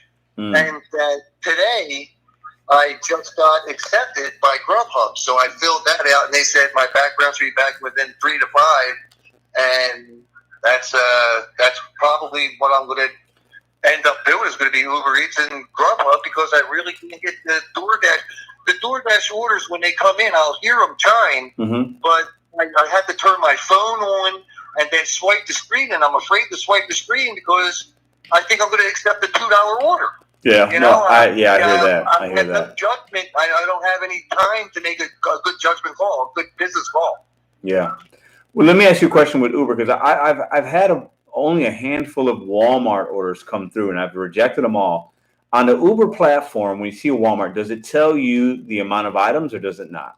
No, it just says grocery, and I even made that talk to their technicians that do the algorithm, and I said to them, maybe you should include, order contains fluids, or at least show the list of what's in the order. Yeah. But all it says grocery. That's all it says online. All crazy. it says is it's just a grocery, where it doesn't tell you how many bags, how many items, anything like that. You know what? Let me try this. Maybe try this, and So let's say you get that Walmart on Uber, and the mileage is within your parameters. The money looks good, right? That never happens. It's usually about 92 to 97 cents a mile. Oh, okay. So they're not even offers that you'd be willing to take if you knew they were small. When I've talked to other drivers about the Walmarts, what they say is people don't realize that DoorDash and Uber Eats are delivering their Walmarts. They don't. So there's no tip with it, because the advertising that Walmart's doing, like even during the football games this week, were free delivery. Mm-hmm. So free. And I'm in the area. One of my areas is very heavy, like Section 8 area. Mm-hmm. It's Camden, New Jersey. It's just not a good area. And out of these orders from Walmart, 90% of those are going into Camden. Mm. It's not that it's scary. What's more scary is the roads mm-hmm. are old and they're cobblestone. Mm-hmm. And mm-hmm. I mean, just talk about tearing up a front end of a car. Oh man, it's really bad. I got to stay out. I got an area that I go to a couple times a week, downtown St. Louis, and it's cobblestones, and it's like I have to drive so slow, otherwise I feel like it's tearing my vehicle up because it's so bad, But so let me. The only other thing I would offer is you did mention, maybe driving. I think you said 60 miles away. Is that right? I'm about 60. I'm about 60 to 65 miles northwest of Atlantic City. Mm. Now, with your new Uber Eats, they didn't put the make so many trips and get a promotion. They stopped that about 2 weeks ago. Yeah. And now going into these zones, they'll give you like 1.4 times or 1.5 times. Uh-huh. But there in the Atlantic City area, like tonight, it was 4.8 times base. Wow. And it's averaging about 3.4 to 3.6 just all around. Yeah. So I mean, it might be worth it for me actually to go down there just to get 3.4 to 3.6. Well, I mean, it might be worth it. Now I'm looking at 120 mile round trip before I even start delivering. You'd have to, in order for that to be profitable for you, right? You'd have to basically make an extra $100 or something.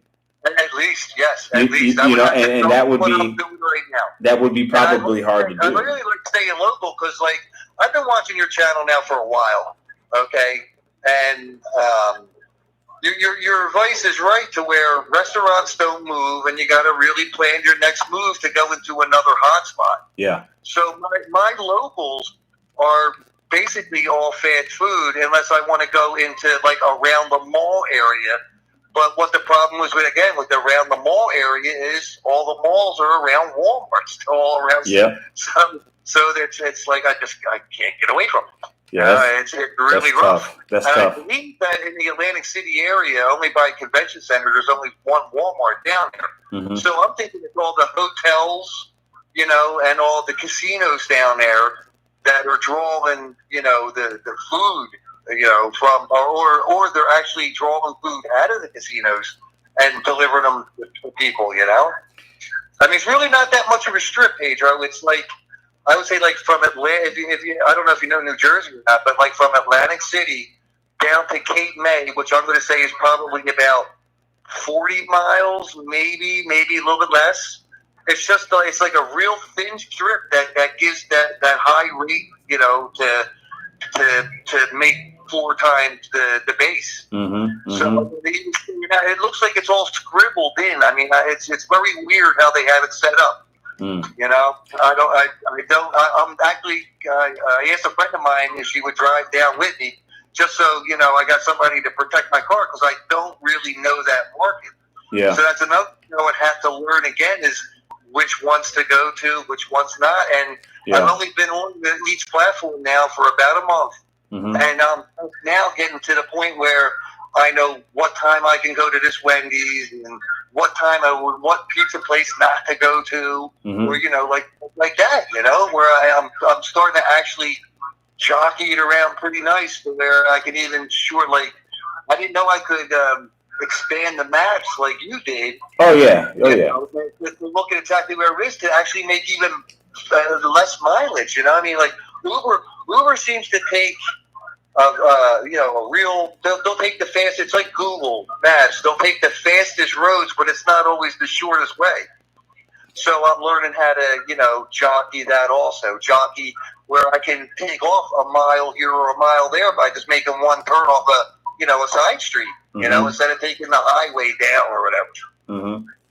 Yeah, it sounds like that Walmart's killing you, but I think maybe just keep trying different areas, different times of the day. It might, maybe even, this could be a crazy idea. Maybe walk into Walmart and be like, hey, can you guys take me off this? I don't know how they dispatch it, but they said that now Uber Eats told me that they noted it so that way they could watch my acceptance rate.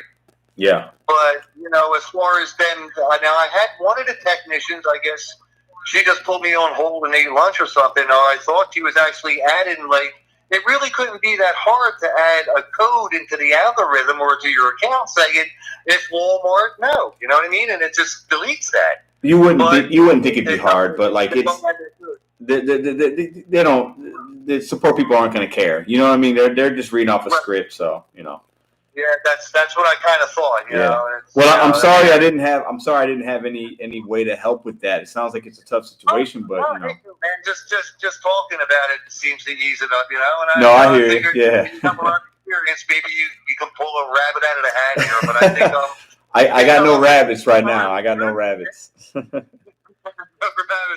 No rabbits now. I think you run a great channel, man, and I really appreciate all your advice, and I follow you on all your vlogs, man. I think they're great. Thanks, man. I appreciate that. You're a very level-headed person that gives very good advice to, especially a newbie like me, somebody who's totally green. I really appreciate that. I appreciate it, man. Hey, good luck out there, and appreciate the support, and I'll talk to you soon, my friend. Thank you. My man. You have a great night, man. Thanks, man. Ooh, I remember there was one day I got probably 80 Walmart orders in probably a 30 or 45 minute span. 80, no exaggeration. And my acceptance rate just went down like 20% within that 30, 45 minutes. It was insanity. None of them were even good. And I've done some Walmarts. I've done Walmart. But they were like eight pickups for $10 going 30 miles. 2 pickups for $7 going 11 miles. It was just complete insanity. So, it's crazy. All right, let's take this call we got coming in. You are live with Pedro DoorDash Santiago. Who do we have on the line tonight? Hey, Pedro, it's Tony, the Driven Dad. Tony, how are you? Doing well. How are you? I'm doing well, my friend. What do you like to talk about tonight? Hey, I think covered the independent contractor thing enough tonight, and I just wanted to chime in about this Uber Eats problem your last caller is having. Yes, please. Let's talk about it. I'm not sure what the Uber rules are in his market, but I just got done doing Uber for the week, and my Uber's at $2,049.31. Oh wow, that's a great week. Yeah, and just going into my stats real quick. Did you guys have some promos or bonuses going on that week? This week? Oh yeah. Like I was trying to tell you a couple of weeks ago. I have the Uber rideshare app, but I mainly use it just on Uber Eats. And in Denver, I had for this weekend was $295 for 60 trips. Wow. And then till Thursday, from Monday through Thursday, it was $470 for 80 trips. So basically just 20 trips a day. But my stats are at 31% acceptance rate and 26% canceling. Okay. So that's a high percentage of cancel. Oh, yeah. Oh, yeah. I mean, when I get a surge, because in my market, it's the flat surge. So when I get a flat surge, it sticks to me no matter if the surge goes away or not until I get an order. Yep. Okay. But if I get a crappy order that's going 17 miles, I'll accept it, then cancel it until I get something that's more like 3 miles. Sure. Yeah. So that's why my cancellation is high. That makes sense. I mean, it sounds like you're working that surge really well. Yeah, I mean, you got to take advantage of it when it's there. Yeah, I've done it. You don't want to chase it. I've done it too. I like them. Uber Eats in my market just isn't as popular as DoorDash. So like I can get 20 DoorDash orders in an hour, like offers. I don't do 20, but I get 20 offers, and with Uber Eats, I might get 2 or 3, maybe. Right. Do you have Uber promos going on? I don't have. I have some. I'll get like this past weekend or on Friday, I had one that was like between 2 and 5 p.m. Do 3 consecutive trips, extra $12 or extra $16. I get things like that. Give you any Quest out there? No, the last one that I had for a Quest, I've had 2 or 3 this year. Not a lot, but I had one a couple months ago that I saw it, and it actually made me turn it on. It was complete 3 trips and get an extra $100. So I did 3 trips, and I wound up getting a $100 bonus plus like the $30 that I got for the trip. So that was fantastic, and I did it in like an hour and a half. But those are very infrequent for me in my market. Yeah, I'm not sure if you're signed up because like they keep on trying to switch me to Uber Eats promos instead of rideshare promos, and I keep on declining that. Yeah, because I know the Uber Eats promos suck compared to the rideshare ones because they're trying to get people to do rideshare. Yeah. See, the one I've seen when it talks about trips for me, I could do a ride. I could do a ride or delivery, and it counts either way. Right. But yeah, I think in my area, I don't think I think there's a lot of Uber rideshare drivers. So I don't think there's a shortage. Maybe that's why I'm not seeing as many promos. Yeah, maybe. Because I just don't see them. Like when I hear these other ones like you're talking about, like I wish I had those because I would just put DoorDash on pause and just do Uber Eats all week long. But for me, I just get a random surge here and there, a random opportunities, what it's called, or a random quest. But like it's very, very, very random. So. Yeah. So mainly, I guess I wanted to say, I don't know. He said he got paused for declining too many. But yeah, I've never been paused on Uber. I could accept as many orders and cancel and never get kicked off. Now Lyft, they sent because I was canceling Lyfts that I didn't like because you get downtown and you got all the drunk people. I'm like, I'm getting out of here. Yep. I've been there. But in order to get out without taking a hit to your acceptance rate, you accept it, drive way far away, and if they don't cancel it, then you got to cancel it. I see. So. Yeah, and I've never done Lyft. I've done Uber rideshare. I started my gig life doing Uber rideshare, and I loved it. But yeah, I've been, I picked up so many drunk people, man. Like, I mean, so many drunk people, and I've never had to kick anybody out. I had to kick somebody out once, but I never had to not. I never would on a signed trip. I would just pick up the drunk person and take them where they need to go. But like right now, I wouldn't do it because I don't want people in the car for the most part. But that's just a whole other story. But yeah, my thing isn't necessarily the passengers getting in because I can handle the drunk passengers. Because if I roll up and they can't walk, I'll cancel that. Sure. But it's all of the other people downtown Denver. It's insane there. Yeah. Like. People are just crazy. They walk into the middle of the street. You can't get anywhere. Like it's just. It sounds like it's almost. The other drunk people. It sounds like it's almost. At that point, it becomes almost like a safety issue, maybe. And it's annoying. It's like both, And it's more of a headache than anything because you pick somebody up and they're only going like a mile away. Oh yeah. And all the surges around you because all the drivers end up downtown, so there's no surge where you are. Yeah. I've definitely had those trips where it's like, you drive 4 or 5 miles, and on Uber, unless you're a diamond or platinum, and I was, but like in the beginning you're not, you don't know where they're going, right? So I'll pick somebody up at a bar and take them to another bar 5 blocks down the road, and it's like a $4 trip. It's like, that was not worth the time at all. You know, like the headache of navigating through pedestrians jumping out in the road. Oh, and then also, you know, you get there sometimes and people are like, oh, you're my Uber, and it's not their Uber, and they're trying to get in, or they're flagging you down, and they're like, what's my name? And you're like, no, that don't work like that. You know my name. I don't know your name because you put Superman in there. Yeah. It's. I mean, I wish I, you know, if I would have had a dash cam when I was doing the Uber rideshare, man, I would have some great content. I mean, I have so many crazy Uber rideshare stories, like situations I was put in, crazy people. Like it was a really fun time. You get to learn a lot about humanity and people by having strangers in your car. You know what I mean? Like, there's nothing like it. You know, it's what's Well, I know a lot of channels got their Uber accounts and Lyft accounts deactivated for having because they changed the policy in like 2017, I think, where you're not allowed to put videos of your riders on social media. Oh, I didn't know that. Yeah, I mean, people can still do it, but once your channel gets big enough, then they notice it, they'll find you and they'll cancel you, basically. Interesting. Because I know there's a lot of big channels out there that do that, but like you don't really see them now as much. You know, that there were like channels that are kind of older, and they got a lot of views because it's crazy content. Like, people like to watch crazy things happening when you're picking up a drunk person from a bar. You know.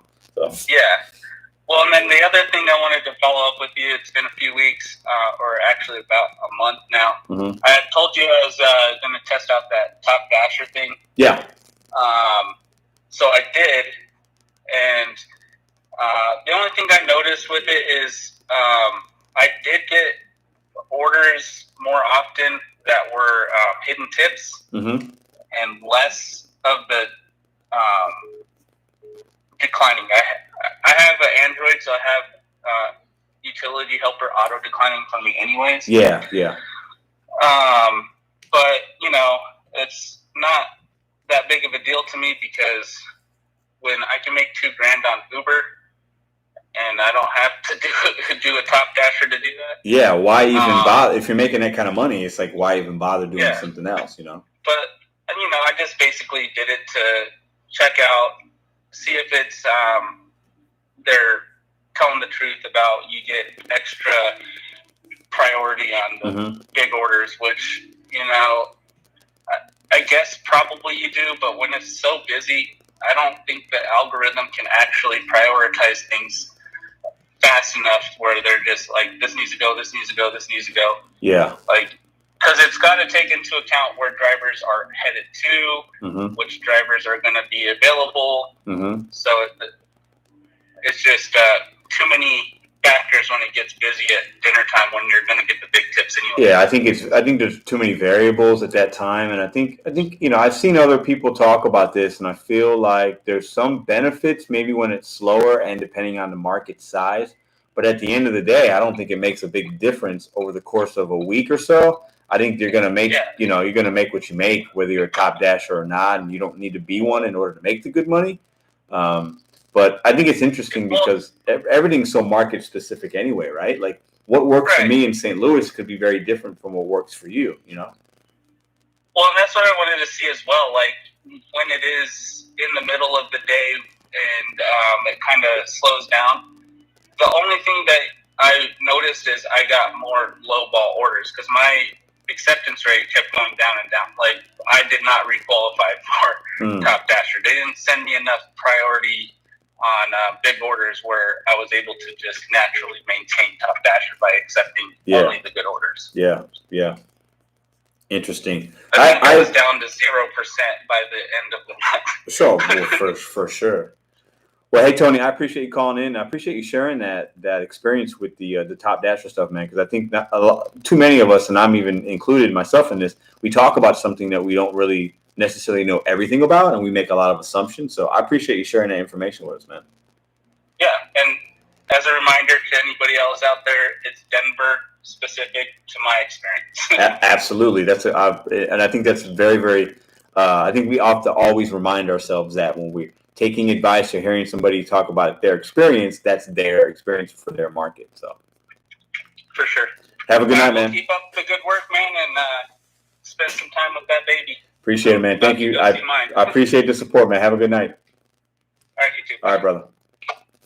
All right, that was up. All right, what time we at? We're at almost at 2 hours. We're going to take one more phone call, I think, at least. All right, let's take this one right here. I think I know who this is. Let's see. I'm going to write the name down. You are live with Pedro Doda Santiago. Who do we have on the line tonight? Hey, Pedro, it's Brian. Get Cleveland. How you doing, man? I knew it was you. Look, I'm gonna show the people. I wrote your name down. Hold on. Gig Cleveland. You guys can't see it. Maybe you can. I knew it was you. I saw that. I saw the I just want to call it. Thanks for giving me a shout out today. It was really. Oh really nice. no! Hey man, thanks for I got supporting me. mentioned by the Johnny Carson of late night gig talk. Oh no! Well, I'm the only one that does it at this time. So I mean, Yeah. I just wanted to talk about one of your topics. You say when you're having a bad start to your day, do you stop? Yeah. Do you adapt? Yeah. I would have to say, like, today was kind of one of those days because it was just. I just lately, like, the average per order has just been lower, like than it's used to be. I don't know if it's just me or if anybody's experiencing the same thing because, like, usually on Sundays I'm averaging $12, $13 an order. And up until about 4 o'clock, 5 o'clock, it was literally like $8.50 an order. Now, I mean, I still made my goal, but I had a rough start. But what I usually do is I don't know if it's more of adapting. I just keep grinding. Yeah. And I just keep taking the orders. And then the last 2 orders were basically one for $23 for 2.2 miles. The other one was $17 for 3.6 miles. Oh, wow. So I think a lot of it is if you keep going, but at the same time, you got to know when to stop too. Yeah. You know, Yeah. if you're really burnt out, you get angry or something like that. Yeah. I find myself not knowing when to stop enough sometimes because I'll hit my goal for a particular day. Like the other day, I went out as an example, like, oh, I just want to make $100 today, right? So I got a few things I want to do, and I got to the 100, and I don't always do this, but I got to the 100. I was like, oh, it's still early. Like, let me just stay out, and like I almost find it like I'm waiting for that next good order to come in. I feel like if I turn the app off, I'm missing out on something that could be really good. So I definitely am guilty of like not knowing when to stop sometimes, you know? Yeah, well, that's the thing. I mean, you're trying to do that, and plus with the you know just the factors outside of that. Yeah. You kind of get addicted to it because well, I've had this order before; it'll happen again. But the way I go into it, like, it's different for everybody. Some people do it part time, some people do it full time. But the thing is that I'm having better luck during the week working instead of working on the weekends. To be honest with you, I'll hit $220 in a Monday. Dude, I don't know why. I'm the same way, man. I haven't worked Sundays in almost like I don't know, maybe going on 3 months now, and I don't work a lot of Saturdays. But like, I'll have a Monday or Tuesday, and that's better for me than a Friday sometimes. It's kind of odd. I don't know if it's because there's less drivers out or. I think it's. I think that's a fact. I'm sorry, didn't mean to interrupt you, man. No, go ahead. Well, I think you're right. I think it's partly that, but I also think there's more saturation on the weekends because people are getting pinched by higher prices at the pump, higher prices at the store, and things like that. So a lot of people are trying to make some, extra side money, obviously. Yeah, and I think that's when the part timers are going to come out for that Friday night shift, that Saturday night shift, and you're going to have more drivers out there, and they got to make sure that the algorithms got to try to spread the love out. But like, man, like Mondays and Tuesdays sometimes are like my better days, and like Thursday is usually a pretty good day for me if I start early enough, and like Friday lunches are good, but Friday nights aren't good for me. So it's so strange. Like the traditional times of busyness in my market, at least, are not really true, I think, compared to some other ones. But I hear you. And I appreciate your time, Pedro. Take care. Thanks again. Hey, have a good night, Gig. Thanks, man. Take care. Bye. That is Gig Cleveland. He has a channel. Go check him out. All right, so I need thumbs up for if you like what we got going on here, don't forget to smash the thumbs up button. If you're new, my name is Pedro Dordes Santiago. I am a highly opinionated full-time gig driver, but I'm also working on other things on the side. So if you're new here, but you're not new here because you're probably, well, if you're in the chat, you're not new because if you're in the chat, you're a subscriber. So thank you very much for hitting the subscriber. But if you're watching and you're not in the chat, hit the red subscribe button and you can get in this chat. And this chat on Sundays gets a little crazy. So just forewarning to you, we got some really fun people on the chat. And I think that's why a lot of people watch on Sundays is because the chat is bumping. The chat is always lively. And I miss a lot of what's going on in the chat because I'm on the phone but like I know sometimes when I look back, it's hilarious sometimes. I think it's a really good time. I feel very humbled and actually really honored that like I'm able to like bring these crazy bunch of gig workers together and they could chat in the live chat. I think it's fantastic. So let's see. We are just over 2 hours. So we're at 2 hours right now. So if we don't get a call in the next few minutes, I'll probably wrap it up. If you guys got any other questions you want to talk about, let's look at the chat actually. Let's see. Ooh, hold up. What's this here? Whoa, what happened? No. I'm following along with it. Oh, okay. Oh, okay. I won that. All right. So let's look at this chat and see what's going on in the chat real quick. Let's take a gander. Joanne Frugal, you're vegan driver. What up? Push that one extra before going home. Yeah. I always look at it like the more I go over my goal today, the less I have to do tomorrow. If I do this every shift, yes. Zach, that's a really good point. And sometimes I try to do that. I'm thinking like on the days where it's like my goal is 100, but if I make 125, then my goal is $25 less the next day. So I could, it's a really good point. I try to do that as well. But sometimes I got to know when to just go home. You know what I mean? Like I got to go home. Takeem the Dream. I can clear $200 on Mondays most of the time. I barely hit 150 on a Friday. I'm the same.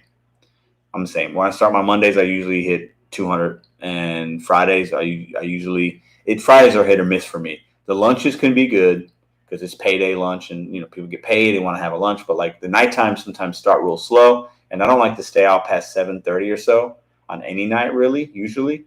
So on Friday, most of the money to be made in my market is going to be from like 6 to 9, but I'm not staying out till 9 o'clock. So. Let's see. Mondays are 50-50 in my market. Man, there isn't a replacement for that much time with a spouse. True that. Wife and I had 26 years. Congratulations, Tim. 26 years married, man. Props to you. I couldn't make it. Let's see. I only stayed married for 3 years, I think. Yeah, I could, man. Whew. Marriage is hard. You got to be in a certain mindset. You got to be very unselfish. You have to be able to compromise. Listen, I'm rambling, but I couldn't do it. I like the relationship I'm in now. I'll say that.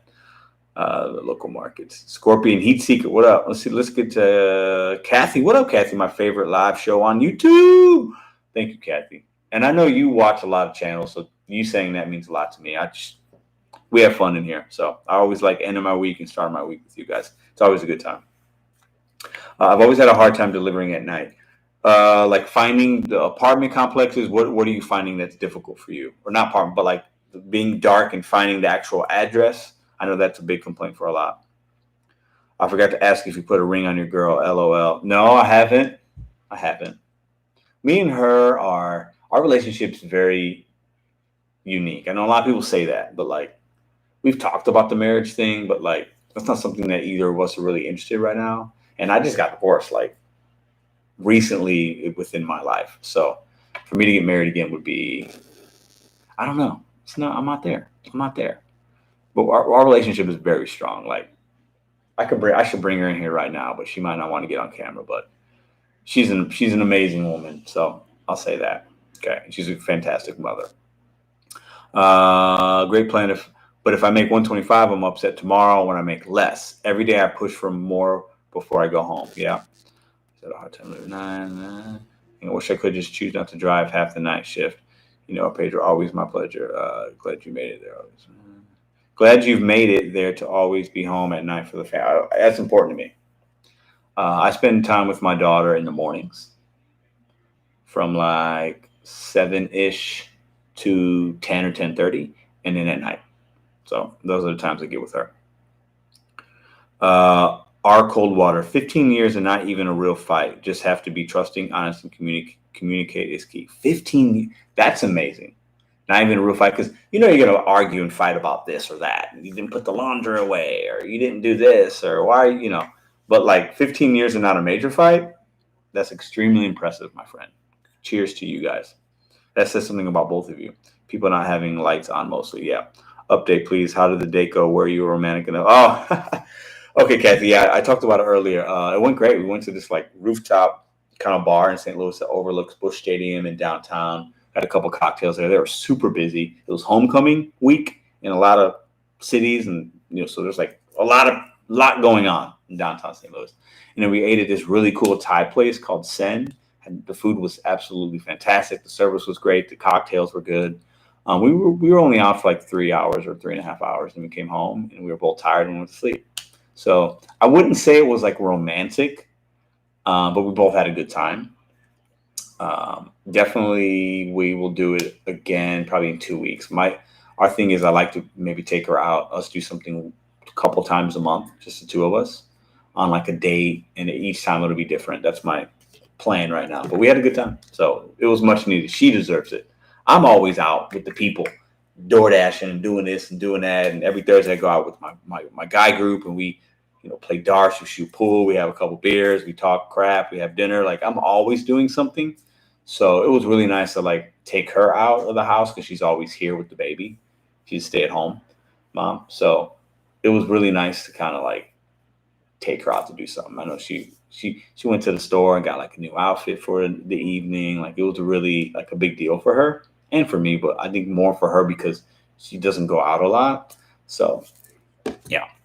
Let's see.